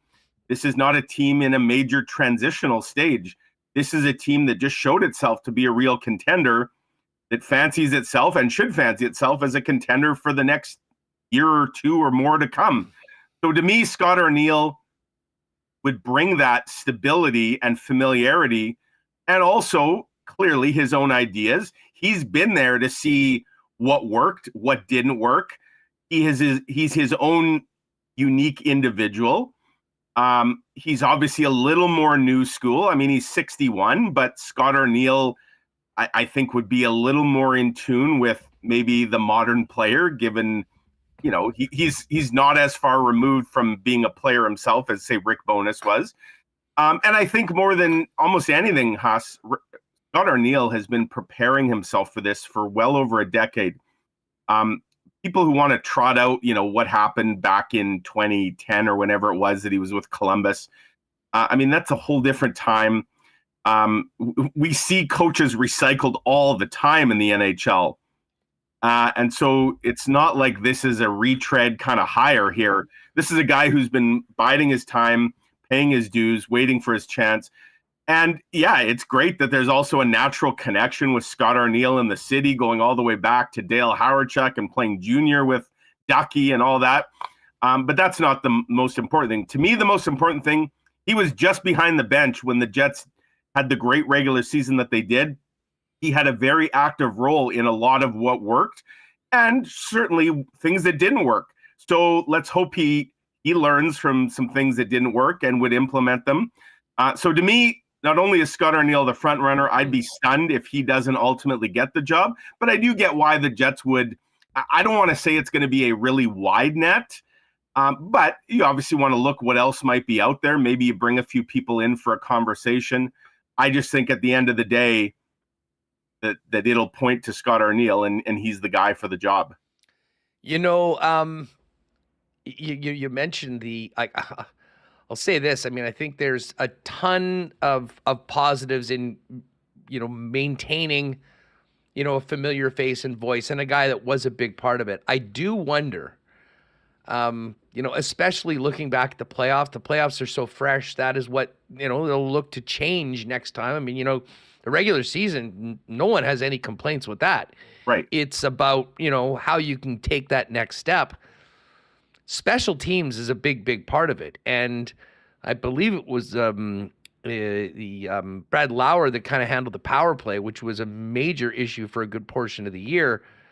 But let's just say that it wasn't the finest moment for the PK during that time. No. And at times, you know, a team that had historically been quite good on the PK, that wasn't it, and that's something that's directly on that coach. Do you think that will be impactful at all? I mean, as far as the final decision? Well, I think that's a part of the evaluation that's going on is why special teams were anything but special this year, and it should be. I mean, this team had too much talent to be where they were on special teams, and certainly what was a weakness during the regular season became a glaring weakness during the playoffs, where the Jets were absolutely schooled on both the power play and the penalty kill. And, you know, it showed in a 5-game exit. So, yeah, I mean, look, if Scott Arniel gets the job, there's going to have to be at least one new assistant that's hired to round out the coaching staff to take Scott Arniel's position. I'm also not saying that absolutely everybody has to be back. And I do wonder about someone like Brad Lauer, given the state of the PP this past year, which was a chronic issue all season long. You know, is it a slam dunk that he's back? Would they look to, you know, would they allow Scott Arniel to potentially bring in his own, you know, support staff, if you will, which could be a combination of guys that were here, guys that weren't. I think we know Wade Flaherty's not going anywhere, nor should he. But yeah, I mean, there could be some other changes. So for people who think, well, if it's Scott Arniel who gets the job, it's just going to be the status quo in terms of everything that, you know, and people will just want to look at what didn't work specifically in the playoffs and say, well, they're just asking for history to repeat itself. No, I mean, I think there will be some changes, and there should be, when they look at special teams. So if Scott Arniel gets a promotion, another assistant has to be brought in at least, and that's if the others are retained in Brad Lauer and Marty Johnson. And, it'll be interesting to see what the division of duties, who's responsible for what roles and what that looks like. So, yeah, I think that has to be on the table, Huss, because special teams really killed the Jets this year. And I saw a really interesting graphic last night that actually showed this. Did you see that? The 16 know what you're talking about. Yeah. Yeah. The 16 teams in the playoffs. So someone did a graphic where you basically add the power play and the penalty kill percentages together and you get a total. And the old story is that you want to be above 100%. If your PP and your PK is above 100, you're probably in good shape. But this was clear as day. There it is. Look at the 8 teams that advanced. That's the best 8 teams on special teams. And what are the Jets at? It's hard to read the fine print there. I think that's 13. Jets were 20. Yeah, they're 13th. They were 23% on the power play and an ugly 63% on the PK. Yeah. For 86, and they lost. The bottom line is that the top 8 teams in power play and PK are the 8 teams that are still playing right now, and the 8 teams that lost the special teams battle are all making tee times. By the way, RIP the Los Angeles Kings at 55%. It's one thing they were basically giving up a power play goal every 2 chances the Oilers got, and then they didn't score any. There's 0%. That is ugly. But yeah, that shows it pretty clearly. And I'm not saying that was the only difference in the Jets versus the Lightning, but that played a big role for sure. And so that is something that needs to be addressed in the offseason, whether it's a change in personnel, a change in structure. I think you look at that, again, really small sample size, 23% on the power play. That's actually not bad. You'd take that if every 5 games your team could go 23%. Hey, that's not bad. The penalty kill, though, which Scott Arniel was responsible for, that was ugly. And part of it was the Avalanche were really good on the power play. And as we heard from Connor Hellebuck last week, he figures he didn't see half the shots that went in. So the Jets didn't adjust the way they needed to. I suppose the argument would be, though, if Scott Arniel is promoted to head coach, he's probably not handling the PK next year. And maybe that's a good thing. Yeah, there's a lot that goes into it. And, Arnie's at the top of the list just, because we have kind of assumed that. Just with the way things have went, when you bring in an older guy like Rick Bowness at a time where many people thought Scott Arniel was going to be the choice 2 years ago. And again, having a big part of, 2 seasons that really did exceed most people's expectations. And then the connection with the organization, the history with the Moose, where he did a very good job coaching, which ended up getting him his NHL gig. The one other thing I will say, and this is not unique to the NHL, but pro sports in general, is often younger coaches get a chance somewhere where they're just taking whatever chance that they get. Yeah. And it doesn't go particularly well. And they have to work and bide their time and work to get another opportunity. But those failures and what they learned about the job and the challenges create a person much better equipped to handle what is coming as head coach. And I think if you combine that with his experience with this club, very few people will know the ins and outs and the insides of the Winnipeg Jets, what made them successful, what they need to do better, than a guy that had such a major role under Bones for the last 2 seasons. Yeah, and again, I don't get the sense. I know some people, because people are always excited about what else is out there, right? I just don't get the sense that Scott Arniel will be, if the news is that Scott Arniel is the coach, I don't think in this market there's going to be a collective groan. And there shouldn't be, because again, you have to remember what this Jets team just did. And I know recency bias, people will just look at the 1-4 record in the playoffs this year. But this is a Jets team that did some great things. And Scott Arniel, his fingerprints were all over it, much more so than your typical associate head coach. And not only in that he took the the reins fully for that 12-game stretch in late October into November where they went 9-2-1. I can tell you, Huss, he was much more active than a typical associate, even when Rick Bowness was around. Part of that is, again, Rick Bowness had other things on his plate, family issues, health issues, and also I think he delegated a lot, and he was bringing Scott Arniel very much into the mix. I also think, Huss, that as part of the conversation with Rick Bowness in him saying he wasn't going to be brought back, no doubt Kevin Cheveldayoff, Mark Chipman, and others will be picking his brain as to what they think this team needs. And again, this is a team that has undergone quite a bit of instability in recent years. Rick Bowness was brought in to help bring stability. Scott Arniel would be continuing the stability that is now in place.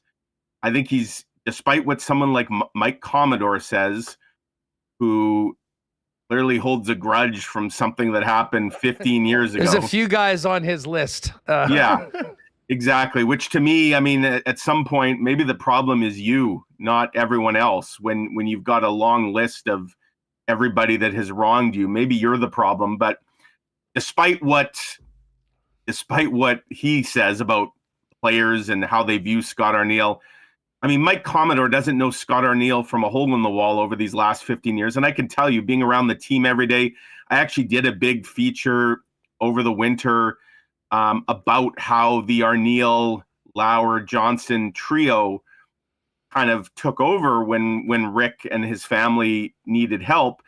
And, you know, I talked to all the assistants. I talked to tons of players, some of them on the record, some off the record. Scott Arniel is universally respected in that room. So there certainly would not be a disappointment from players. Are there some candidates out there that would maybe move the needle in some people's eyes more than a Scott Arniel? I guess. My colleague, Kenny Weeb, did a nice job yesterday. He kind of put together a box on some prospective candidates. Obviously, a guy like Craig Berube won a cup. The Jets saw a lot of Craig Berube. He's a guy that I think a lot of people would be interested in. To me, there's probably a good chance he's the next coach of the Toronto Maple Leafs. We'll see how that shakes out in the coming days. But don't forget, and you want to talk about recency bias, the St. Louis Blues, they fired Craig Berube this year because they didn't feel like he was getting enough out of that team. So you want to talk about what have you done for me lately? Craig Berube, there's a lot of really interesting elements to him, but a Blues team that didn't even make the playoffs this year decided that they were better off without him. And there's some young coaches too.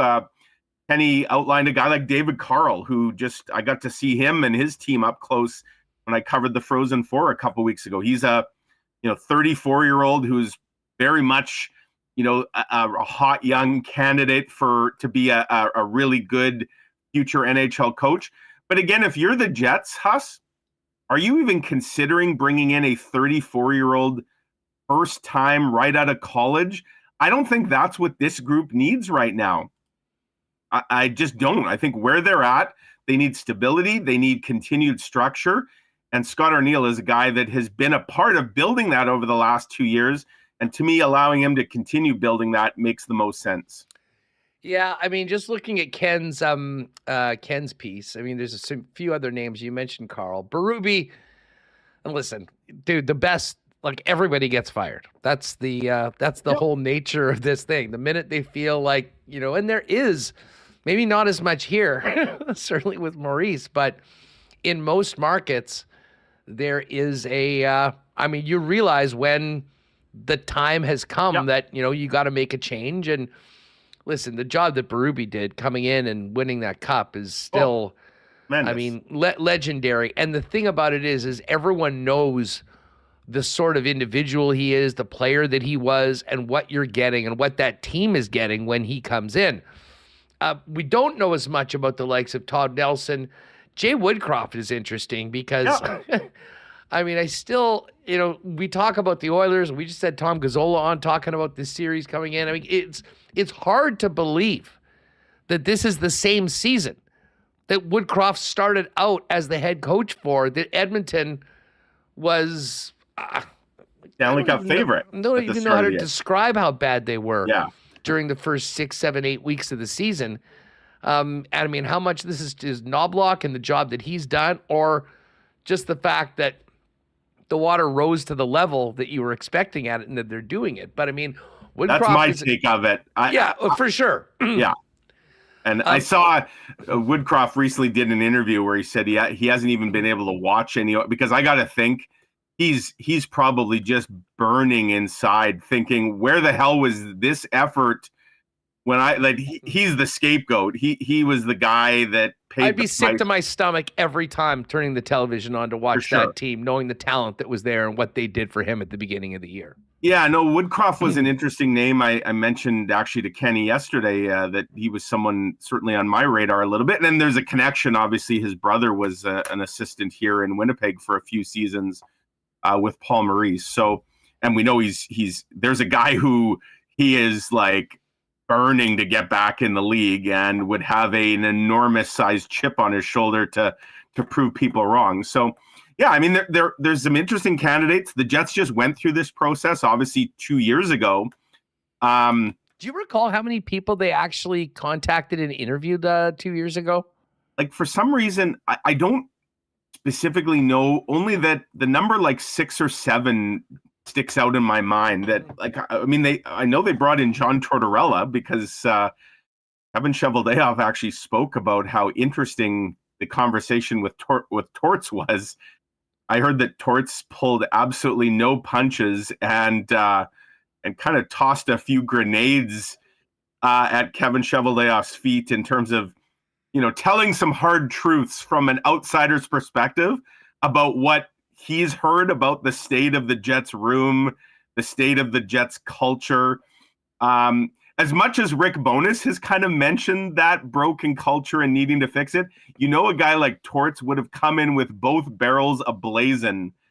And so I know he was one that obviously got interviewed. We know Barry Trotz got interviewed, and that ultimately didn't go anywhere. And for people thinking maybe now Barry Trotz will want this job, no, I think he's quite happy as the GM with the Nashville Predators. He settled into an entirely new role in that market, which obviously has a huge meaning to him. So Barry Trotz will not be a candidate for this job. But yeah, I mean, I would think the Jets will want to do their due diligence. So for folks expecting an announcement in the next day or two about whether it's Arneal or someone else, I don't think that'll be the case. There's no need to rush into this. You might as well survey the landscape, get a sense of what's out there. And hey, at the end of the day, even if you're leaning towards Arneal, bringing in some other candidates, getting their perspective. Again, we heard 2 years ago how valuable that was to the whole process for the Jets to hear what others, ideas others had, perceptions others had. If I'm the Jets, I'd want to hear that now, 2 years later. And maybe you hear some things that surprise you or eventually do cause you to look in another direction. But again, if I'm handicapping the race, I'd have Scott Arneal at about a 75% favorite in my eyes anyways. And, the field would be the other 25%. Hard to exactly say who that field consists of, but I'm sure the Jets will at least bring in a few folks for a chat. Yeah, no, and I mean, listen, I think you're right. I mean, they certainly, I don't think, need to hurry to hire Arnie. No. He's here, he's in house. I think we all know where he sits and, wanting the gig. You might have to work a little quicker for some of these others because of just, the amount of empty chairs there are in the NHL. But one last today, I don't know if you saw, I believe the St. Louis Blues made Drew Bannister official that they, so I think that Bannister in St. Louis and Travis Green in Ottawa. So a couple of less chairs. Well, we're still going to wait to see if Sheldon Keefe is going to be available. Yeah. Or whether he's going to be back. He's going to be an interesting guy. When he gets another opportunity, I don't know what it is about Keefe, but I actually do think really highly of him, and I think he will have success. And if he does get let go for the Leafs, there's a guy that will have an Andrew Harris-sized chip on his shoulder wherever he is. And I wonder, Huss, I do wonder if there's a domino or two still to fall here, because we know Kyle Dubas thinks the world of Sheldon Keefe. And obviously they have Mike Sullivan, but they just fired one of his assistants the other day. And all reports are is that was over Mike Sullivan's dead body, Todd Reardon, that Mike Sullivan he was adamant that Reardon not be fired, and they did fire him. And that's led to speculation. If Keefe is fired, does Dubas then look to bring Keefe into Pittsburgh? And obviously now Mike Sullivan would be in hot demand. There's a team like the New Jersey Devils. Well, yeah, there's been rumors that New Jersey wanted him, and potentially maybe they might be able to trade him. And then, we might have a coach trade. That would be incredible. I'll tell you what, we'll have plenty of time to talk about this, and again, start getting into. The coaching story is sort of dominating this week, but also how different this team will look next season. And we'll get into that next week. Mike, thanks as always for the time. You bet. Have a great week, Huss. All right, good stuff with Mike McIntyre. We're going to chop it up with Josh Goldberg, and I get the latest on the Blue Jays right now. But, hey, one more cheers to Bones from everyone at Winnipeg Sports Talk, and, of course, our friends at Little Brown Jug. We're not just for the showboats or the champions. We're here for the good ones, the ones who work hard and show up for others, not to get recognized, but because it's the right thing to do. We'd like to think that our good intentions show up in our beer.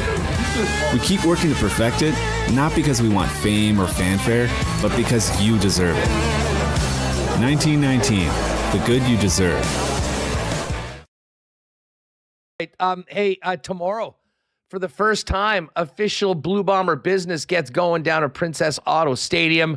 Actually, they might be on the soccer field, but hey, the Bombers are back. Rookie camp, main camp on the weekend.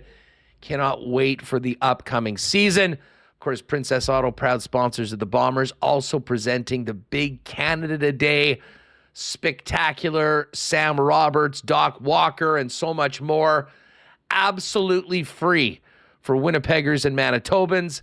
Another part of Princess Auto's commitment to the community, founded, headquartered right here in Winnipeg, and of course also has the biggest and best selection and the best deals on the most unique assortment of tools and equipment around. Pop by and see Princess Auto on Panet Road, Portage Avenue West, or shop online 24/7, 365 at princessauto.com. We'll have Princess Auto Bomber reports beginning this week throughout the season.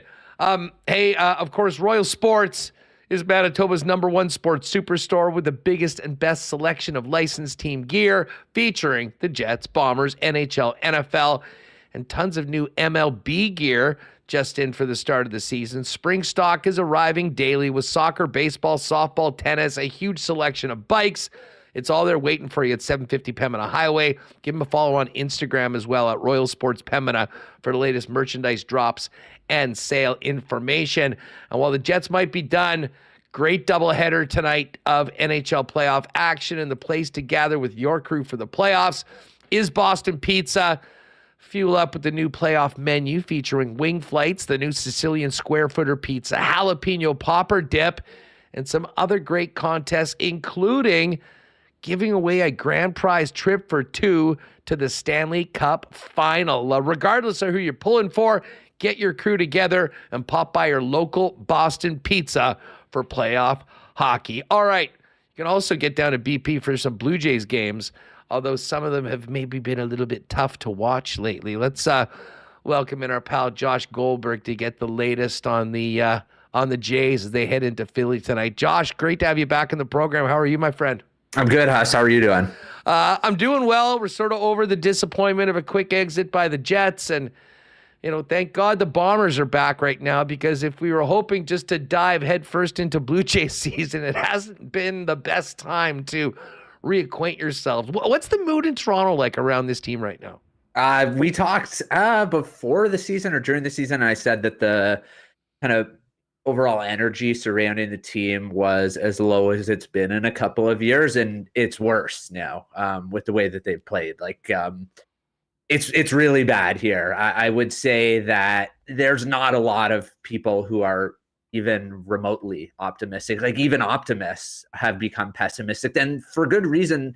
You watch the team, and there's not really a whole heck of a lot to be positive about right now. Like there are a few players who are playing relatively well, but I believe they're 25th in the league in runs scored, and they're in the bottom 5 or 6 in home runs and OPS. Like it's rough. The bullpen's been horrible. It's got an ERA over 5 after it was awesome last year. To me, they're fortunate to be even. I think they're 16-19, and they could easily be, 3 or 4 games worse than that. It's looking bleak right now. Like I honestly don't look at the overall state of affairs here and say that there should be that many reasons to be really optimistic. Like I think some guys will get it going, but I didn't see them as a playoff team coming into the year, and I don't feel bad about that pick, 35 games into the season. Folks, if you want to get over to thescore.com for more from Josh, he's got a kind of a pretty extensive piece on where we're at right now. Blue Jays struggling to generate momentum, and a huge part of that is, once again, an inability for the most part to generate offense. And then ironically, you put up 8 on the weekend in the finale against the Nats, and that's when the pitching blows up. I mean, it's one thing or another right now, but focusing on the offense, where the hell would this team be without Justin Turner right now, who came in the offseason as sort of what was, I think, thought to be a very complimentary player to this core? Yeah, I couldn't agree more. Like when they signed him, I thought about it, and I didn't think it was going to really raise the ceiling, but he's a proven veteran presence and would bring something to the table, especially with runners in scoring position, which he's done his whole career. And he's been as good as advertised. He's been better than advertised. He's really one of a handful at most Blue Jays hitters who routinely come up and seem to have a plan and execute and do the things that you want to see from professional hitters. But he's been asked, I think, or maybe not asked, he's just been forced to probably carry more of the freight than he should at this point of his career. Like you said, he's more of a supporting actor at this point. Like he can obviously chip in and hit home runs and drive in runs, but the big players on this team have not been, like dating back to the All-Star break last year, like in terms of wins above a replacement, I think Springer, Guerrero, and Bichette are all at the bottom of the list for the Blue Jays. And we're not talking about just this season. We're dating back to last season, the second half of last season. So a decent sample size where the 3 players that you would identify as the most important players on the team have not been anywhere near the way that they need to be for this team to have success. And the Blue Jays were counting on some improvement from players like that when they didn't really do all that much this offseason in terms of adding. And so far, that just hasn't happened. A lot of those guys have actually regressed. And until they get it going to some degree, they're going to be really hard pressed to win a lot of ball games. Like they have a hard schedule coming up. They've got the Phillies. Twins are red hot on the weekend. Then they go to Baltimore. Then I believe the Rays are coming to town. So it's not going to get any easier. So they got to figure it out. Or I think, 6 weeks from now or a month from now, we could be having some very strange and uncomfortable conversations that haven't really been a focal point here for the last couple of years. I want to talk about, the manager and probably eventually management in a minute, but just of that core, what's happened to Vladdy? And for a guy that was thought to be the cornerstone piece for the long-term future of the Jays, how much has that changed as to where he's at right now? I mean, I'm seeing, I know you put out, we're now seeing like wild trade proposals, and what even the thought of that would have been insane a few years ago. And now it seems, I would almost say the majority of people feel that this is going to end sooner as opposed to later. And what's in the best interest of the team as to how to make that happen. Yeah, he at least of late has had some better performances. Like he hit the grand slam on Sunday. His numbers over the last couple of weeks, 10 games or so, have been good, but that's a small sample size, and the larger picture over the last really season and a half, and even dating back to portions of 2022, are a good but not great player. And the Blue Jays just are going to have a hard time being anything if he's a good, not great player. And for a first baseman and like an inconsistent defensive player to really deliver any sort of value, you've got to be an awesome offensive player. And he just hasn't been that outside of 2021. And I think it's fair at this point to say that, as he's 25 years old, that's looking more like an outlier than anything else. Like, I don't think he's a bad player or anything approaching a bad player, but I think he's merely a good player. And I don't really know how you approach it going forward. Like, I don't know what he's looking for in an extension. I don't know what the Blue Jays are looking for in an extension. I don't know that it's unfair to say that both sides might benefit from a change of scenery, but there is a very real possibility that he finds another level, maybe not MVP level, but a legit all-star level and deserving all-star level somewhere else other than Toronto. So you're kind of between a rock and a hard place a little bit, because you're not going to get what I think a lot of people would hope for in a trade. I just don't think the value for first baseman whose hit tool maybe isn't as good as everyone thought and doesn't give you a lot elsewhere, with only one more year left before free agency, I just don't think that's really going to fetch you the type of return that you would want to restock a farm system that is pretty thin. So there are no easy answers there. There are no easy answers with Bo Bichette as well. Like, I found it hard to believe even 6 months ago that there could be a scenario where neither of these guys is here 2 years from now. And I'm at least now more open-minded to the possibility that that might actually happen. Bo is lost right now. Yeah. I mean, he's in a bad place. I mean, he's hitting under the Mendoza line right now. Like, he's at 195. His on base is 254, slugging 276. I mean, this is so far off what's expected from him. And maybe as concerning as the ugly numbers has been a lot of the body language, even after wins right now, Josh. Like, I look at this situation from afar and wonder, what's going on behind the scenes, or like where his head is at right now with this season. Yeah, I think he's one of these types of players who, like, he's not really a big, like, even when things are going great, like, you're not seeing a lot of exuberance. He's a pretty serious, take no prisoners type, right?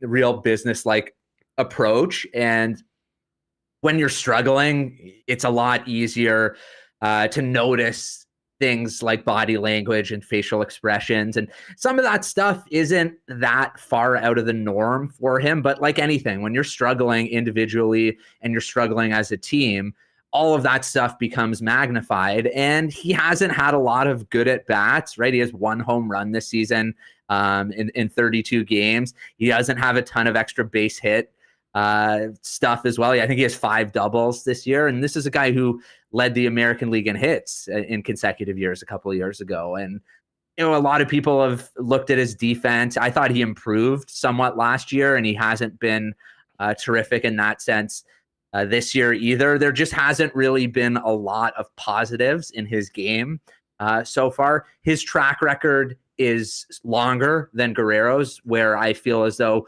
like, he's the type of hitter that will have a hot stretch. But the problem is there's been too many valleys with him over the years. Like, he just has had some insane runs and then has gotten really cold. And for a star or borderline superstar player, which is what everyone is hoping is the case with a player like that, you want less of the valleys and more of the peaks.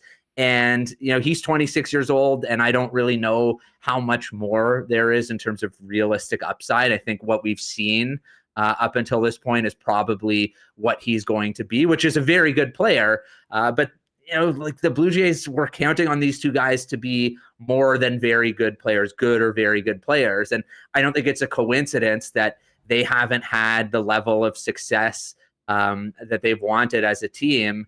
When in big moments, sometimes those guys have sort of left some stuff on the table. Well, I mean, just look at the playoff record over the last few years. It kind of speaks for itself. And when it comes to the arms, I mean, really high hopes for Bassett, for Gossman. They haven't been particularly good.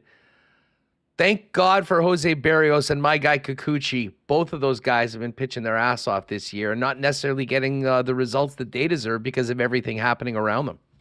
Yeah, the pitching has been strange because, like you said, two guys have been awesome. Bassett, I think, has pitched maybe a bit better than his numbers would suggest. So I wouldn't be too worried there. Like Gausman was good in his last start against Washington, even though his velocity's down a bit. As it gets warmer, he generally gets better. He's just not somebody who excels in cold weather for whatever reason. You know, some pitchers are like that. But the thing with the rotation is they went into the season in not the greatest position depth-wise. Like they were counting maybe on Tiedemann making an impact later in the season. He's already had an injury issue. We all know what's happened with Manoah. Like they were starting Yariel Rodriguez before he got hurt, and he didn't pitch at all last year and hasn't really been a starter for long stretches. He was going to be on an innings limit.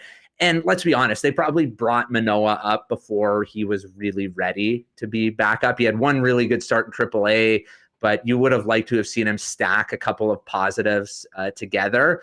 And he showed some flashes on Sunday. Like his stuff was decent to start or good to start. He had a bunch of strikeouts, but as has been the case, like his off-speed stuff just is not out. Even when he was really good a couple of years ago against left-handed batters, that was a weakness. And we saw him, flip some real cement mixers up that got absolutely crushed by left-handed hitters, and the entire game changed. And like, they don't really have any other options, and they've just done such a bad job at developing pitching that they've had to sign free agents or trade prospects to get pitchers. And it's a bit of an indictment that you just have no homegrown pitchers like Nate Pearson. That really didn't work out as a starter, and it's not really working out as a reliever either. It's a real black eye on Ross Atkins in the front office that they just haven't done a better job of kind of infusing the roster on both sides of the ball, position player wise as well, with cheaper homegrown options. So you don't have to keep dipping into free agency and trade year after year and then hamstringing yourself down the line with contracts like Springer because you don't have that value for years and years that can really, kind of drive your franchise for a while.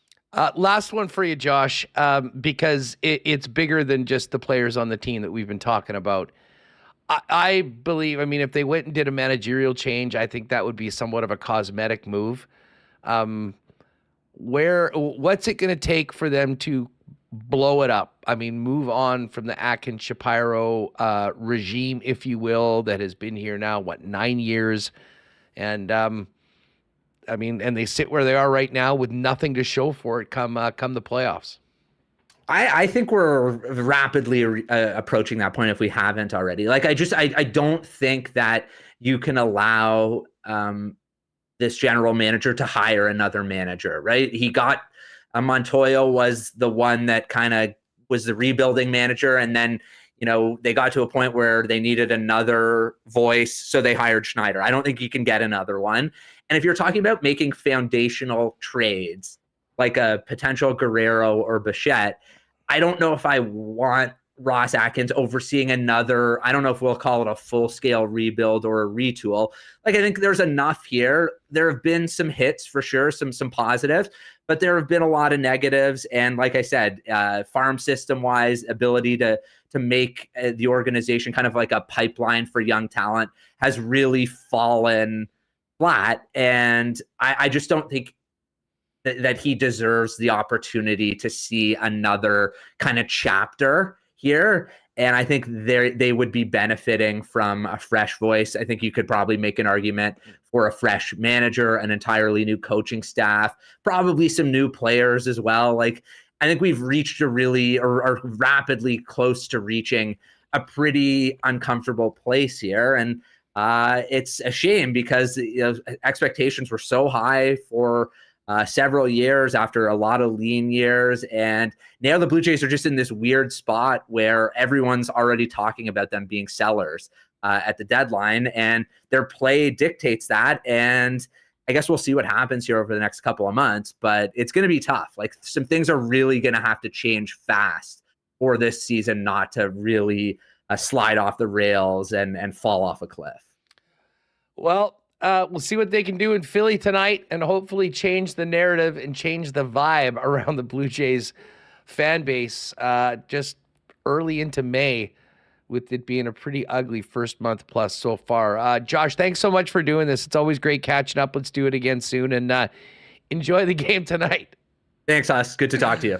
Beauty. There's Josh Goldberg. Give him a follow on X. He is at jgoldberg12, and his latest for the score up at thescore.com on the plight of the Toronto Blue Jays. All right, well, speaking of baseball, while we stay with it, we are 2 days away from opening day in the American Association, and the Winnipeg Goldeyes are starting on the road in Cleburne.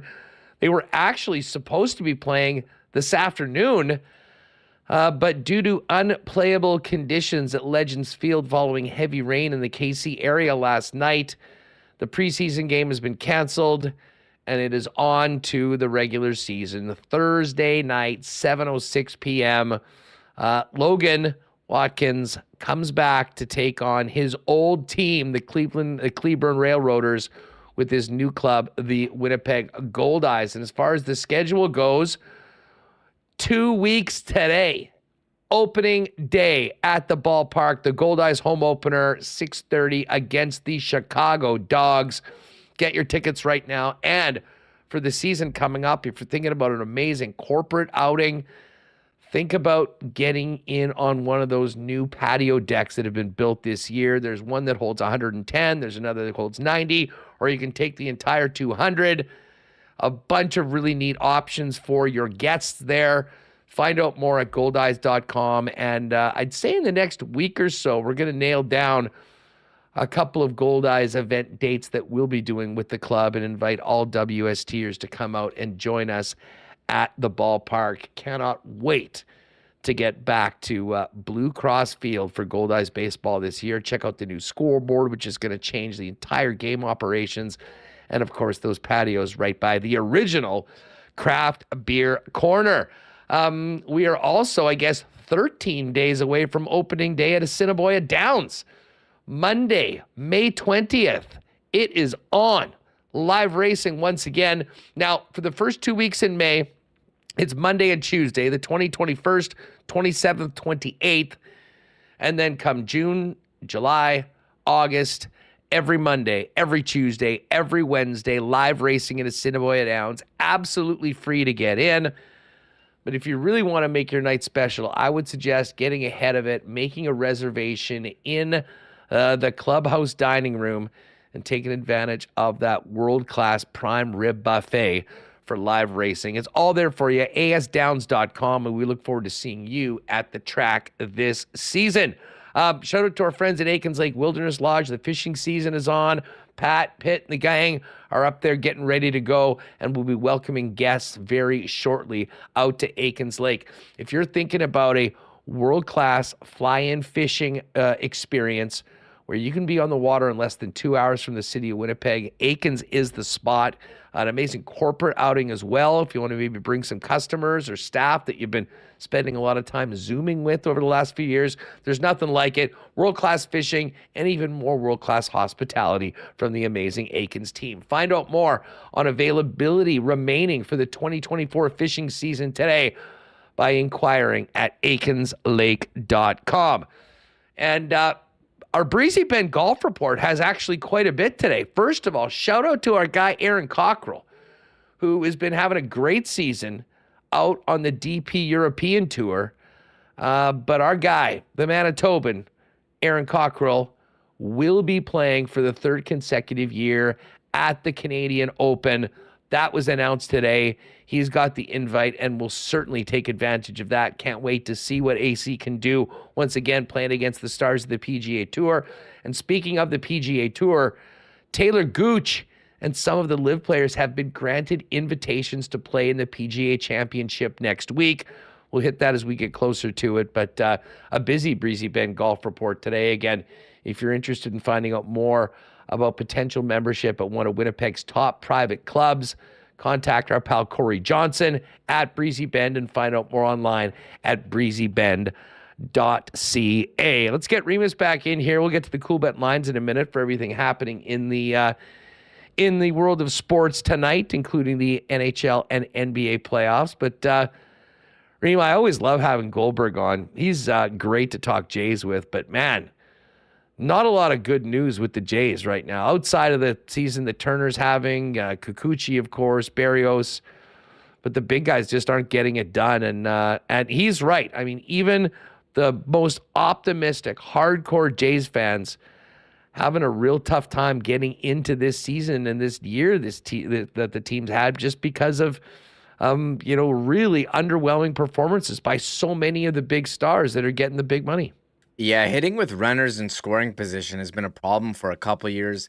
The hitting, certainly took a step back, and you see a lot of other teams locking up their star players, and you're going to need new contracts for Guerrero and Bichette, but have these guys earned those mega deals that other superstar players are getting? I'm not so sure that they have. So a lot of questions here, and you also have this management group that hasn't had any playoff success. They haven't won a series since 2016.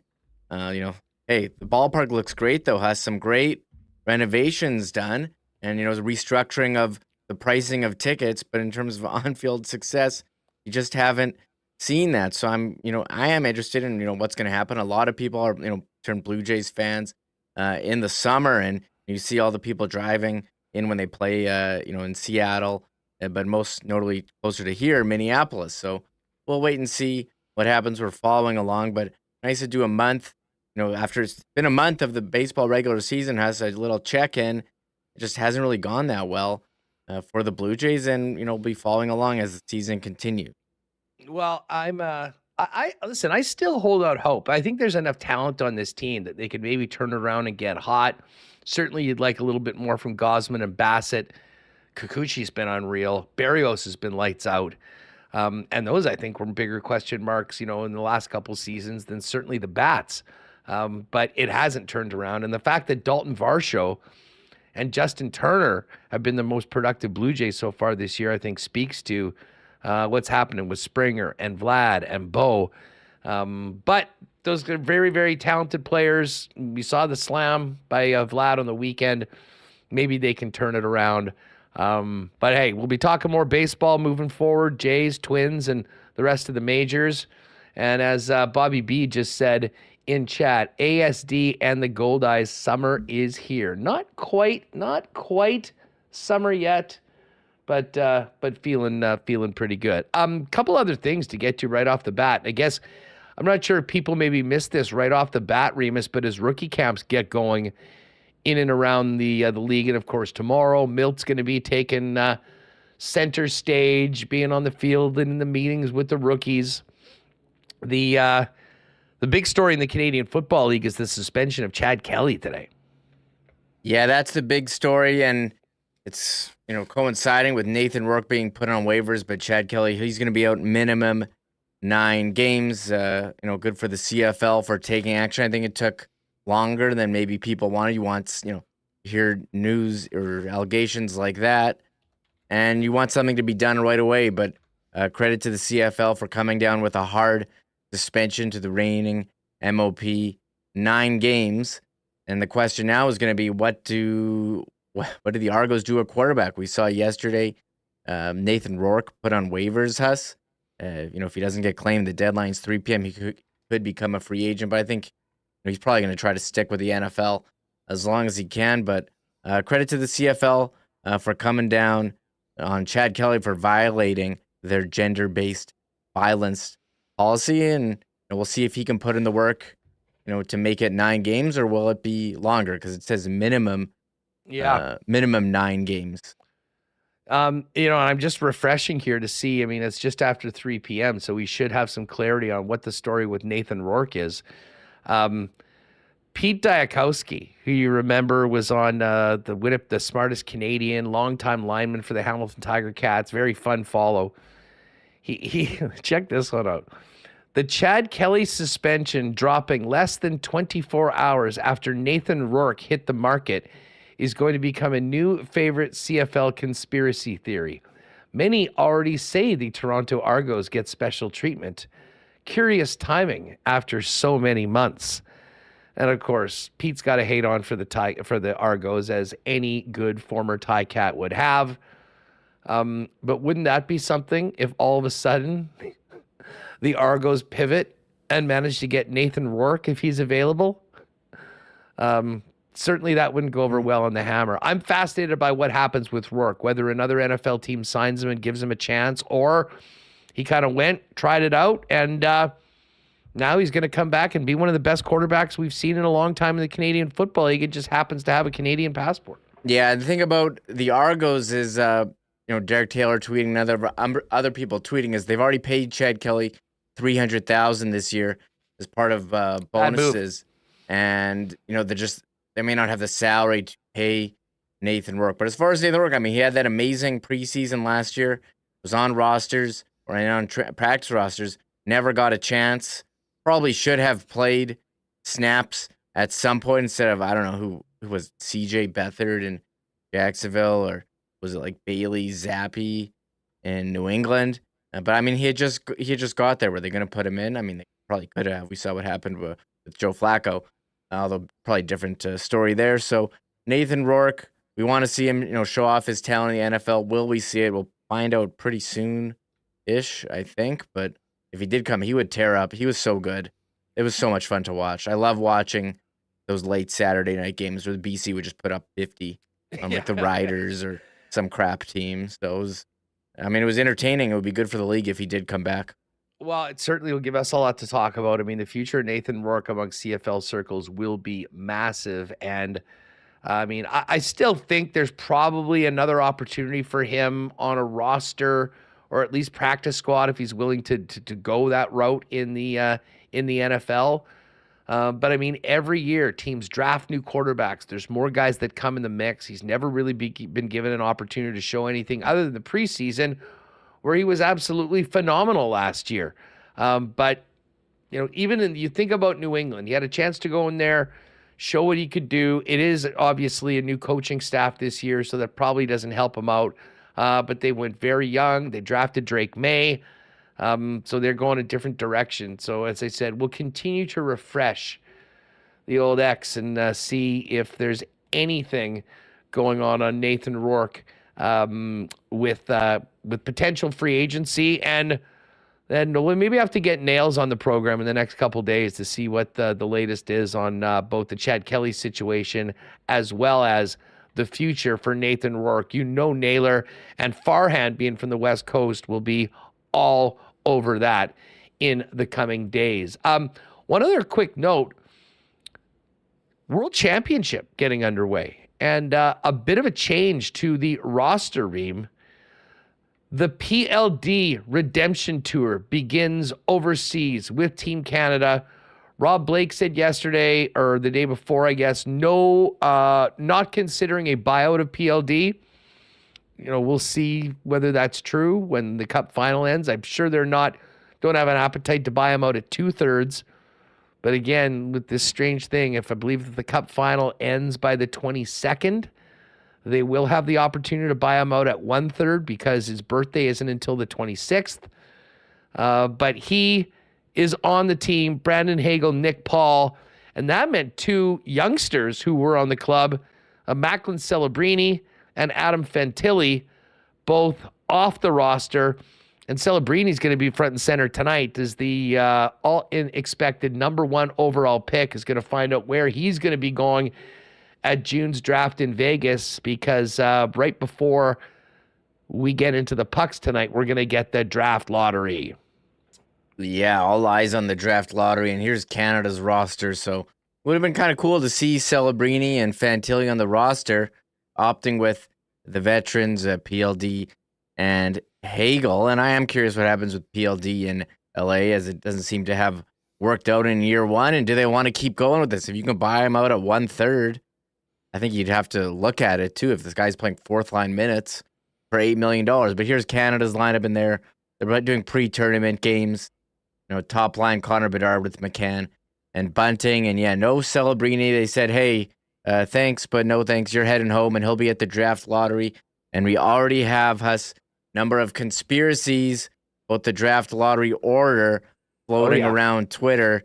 I don't know if you saw this, John Buchagras tweeting out a picture of, I guess he tweeted out this picture, Huss, of the draft board. He said, "Hey, I'm so pumped to be here. We're getting ready for the draft." And there's an order on the picture, and everyone's saying, "Oh, is this what the order is? Did he just leak the draft order?" And David Pagnotta of the fourth period saying, "Hey, they actually haven't done the order yet. This is a rehearsal. It's going to be done." I forget what he said, 5:30 Eastern. Yeah, maybe. I think 6:30 Eastern. So, but there are a lot of conspiracy theorists who believe that it's rigged. And I mean, if this is I don't know why he would delete the tweet instead of being like, "Oh, sorry." Like this is we screw around in production to practice. The broadcaster. He works for the broadcaster. Like, why would you just say, like, deleting it without saying anything? But then he did tweet out. Hold on, where was it? Let's see. He did tweet out a GIF in reaction to someone. I have no idea what his GIF meant. Oh yeah. So David Pagnotta says, "Just an FYI regarding the lottery. The picture floating around is from rehearsal. The draw is at 5:45 Eastern, the broadcast." And they do the draw in a room administered by Ernst & Young accountants. They post the video after. It is absolutely not rigged. There is no way. And it would be very boring for TV. So they just do Bill Daly unveiling the cards. But then wasn't there some screw-ups on it last year too that confused everyone on the broadcast? I remember they unveiled some stuff. I do remember there was some, but here's the GIF. Butcher. Yes, I don't know what. Yeah, there was. They did. They went to commercial. Yeah. And basically gave away the next team accidentally. So yes, hey, it is what it is. You want to do a sim?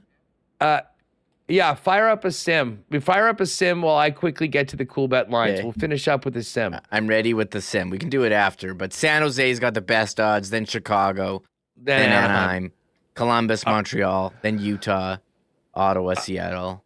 Over at Coolbet, what do we got for tonight's game? We got the Canes -120 favorites, the Rangers +102 at home.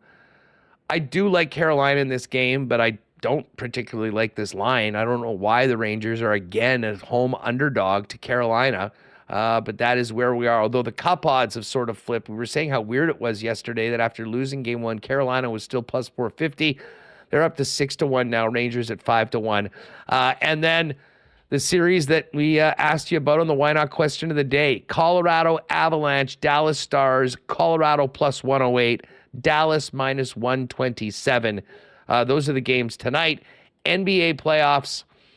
Cavs and Celtics get going in Boston. Celtics a massive favorite, 12.5 points, -714.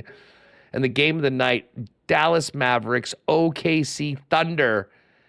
And OKC is -169, Dallas +142. OKC 3.5 point favorites in game one. Still getting over that crazy rout of the Nuggets by the Timberwolves last night. You can also check out odds for the Wells Fargo golf tournament coming up this week. The Blue Jays tonight, I believe the Blue Jays are even money right now. Even money for the Jays. Phillies -118 as they start that series. And again, futures up for the Stars Avalanche series. Colorado +104, Dallas -122. By the way, what was your answer to that? Who are you taking, Remis? Colorado or Dallas? I'm taking Dallas. In the series, I got Dallas. That's who I took in my pool and stuff. So I'll stand by my free. Although Colorado, man, like they're looking. If they I'm curious how they're gonna play in this series because they looked unbeatable against the Jets. Are they going to be more of the same, or were the Jets just, not up to par? So I'm curious what's going to happen here. By the way, if you're like me, who's on Colorado and Edmonton, if you go to the Coolbet exclusives, this is another beauty from Jake. Mac and Mick, Colorado and Edmonton, both to win their second round series. That one is boosted up to +210. So I'm going to roll with that. I desperately want to see Edmonton and Colorado in the third round. So we'll see. Hey, if you haven't played a Coolbet before, use the promo code WST for a 100% bonus up to $200 on on your first deposit. All right, Remo, fill us in. One spin for all the marbles. This is Tankathon. We are simulating the lottery once and once only. San Jose is the favorite. Chicago next. Anaheim. Oh, and actually, while we're at it, let's see what I'm going to pull up there because we do have odds as well. San Jose plus 255 for the first overall pick. Blackhawks plus 550. Ducks plus 700. And then the rest of the teams. All right, Remo, let's see what you got. Who do you want to win? San Jose? I guess the Sharks. What about Montreal? Definitely not Montreal. Columbus? I would be fine with Columbus winning it. What about Utah? They're going to be in our division, so I'd prefer not bringing them. Yeah, no, definitely not Chicago 2 years. Definitely not Chicago. That's anybody but Chicago, frankly. That's kind of where. And Anaheim, how do you feel about Anaheim? Nah, I'd rather them not. Like, I'd love for him to go to the East, but not to the Habs. Sure. Ottawa. How about Ottawa? Ottawa, I'd be in for. Seattle, I don't know. Calgary would be nice for them. It's getting pretty down there. So here, we'll sim it. We're doing one sim. Yeah, this one. This is it. This is our sim. Ready? I'm hitting it. 3, 2. I'm nervous. This isn't even real, and I'm nervous. 3, 2, 1. Columbus won. Seabus, there we go. They're 9-1. I may have to put a little sprinkle on the Blue Jackets, considering that we just did that. Columbus, San Jose, Chicago, Anaheim is our top 4. So Columbus leapfrogging into number 1, and San Jose, Chicago. That's Anaheim a team. That's a team that really deserves a little bit of luck. All right. K&R are on right now, and Eddie Tate and the Blue Bombers are live right now, getting you ready. So if you want to talk some hockey, go over to K&R. If you want to listen to some Bomber talk ahead of rookie camp tomorrow, head over to the Blue Bombers YouTube and tell all of them that the WST guys sent you. Didn't know who to raid today, so we'll just give you the information. Bombers over on their channel, getting ready for camp. K&R, presumably talking about the end of Rick Bowness, his coaching career, and the Jets moving forward with their coaching search. And all of you have a great night. Enjoy the games, and we will see you tomorrow right here on Winnipeg Sports Talk. Thanks again to all of you for hanging with us, and thanks to the sponsors that make this show happen every day. We'll see you tomorrow at 1. Oh, my God! Oh! Shut it down! Let's go home! Thanks for tuning in to Winnipeg Sports Talk Daily. Make sure to subscribe on YouTube and your favorite podcast feed at winnipegsportstalk.com.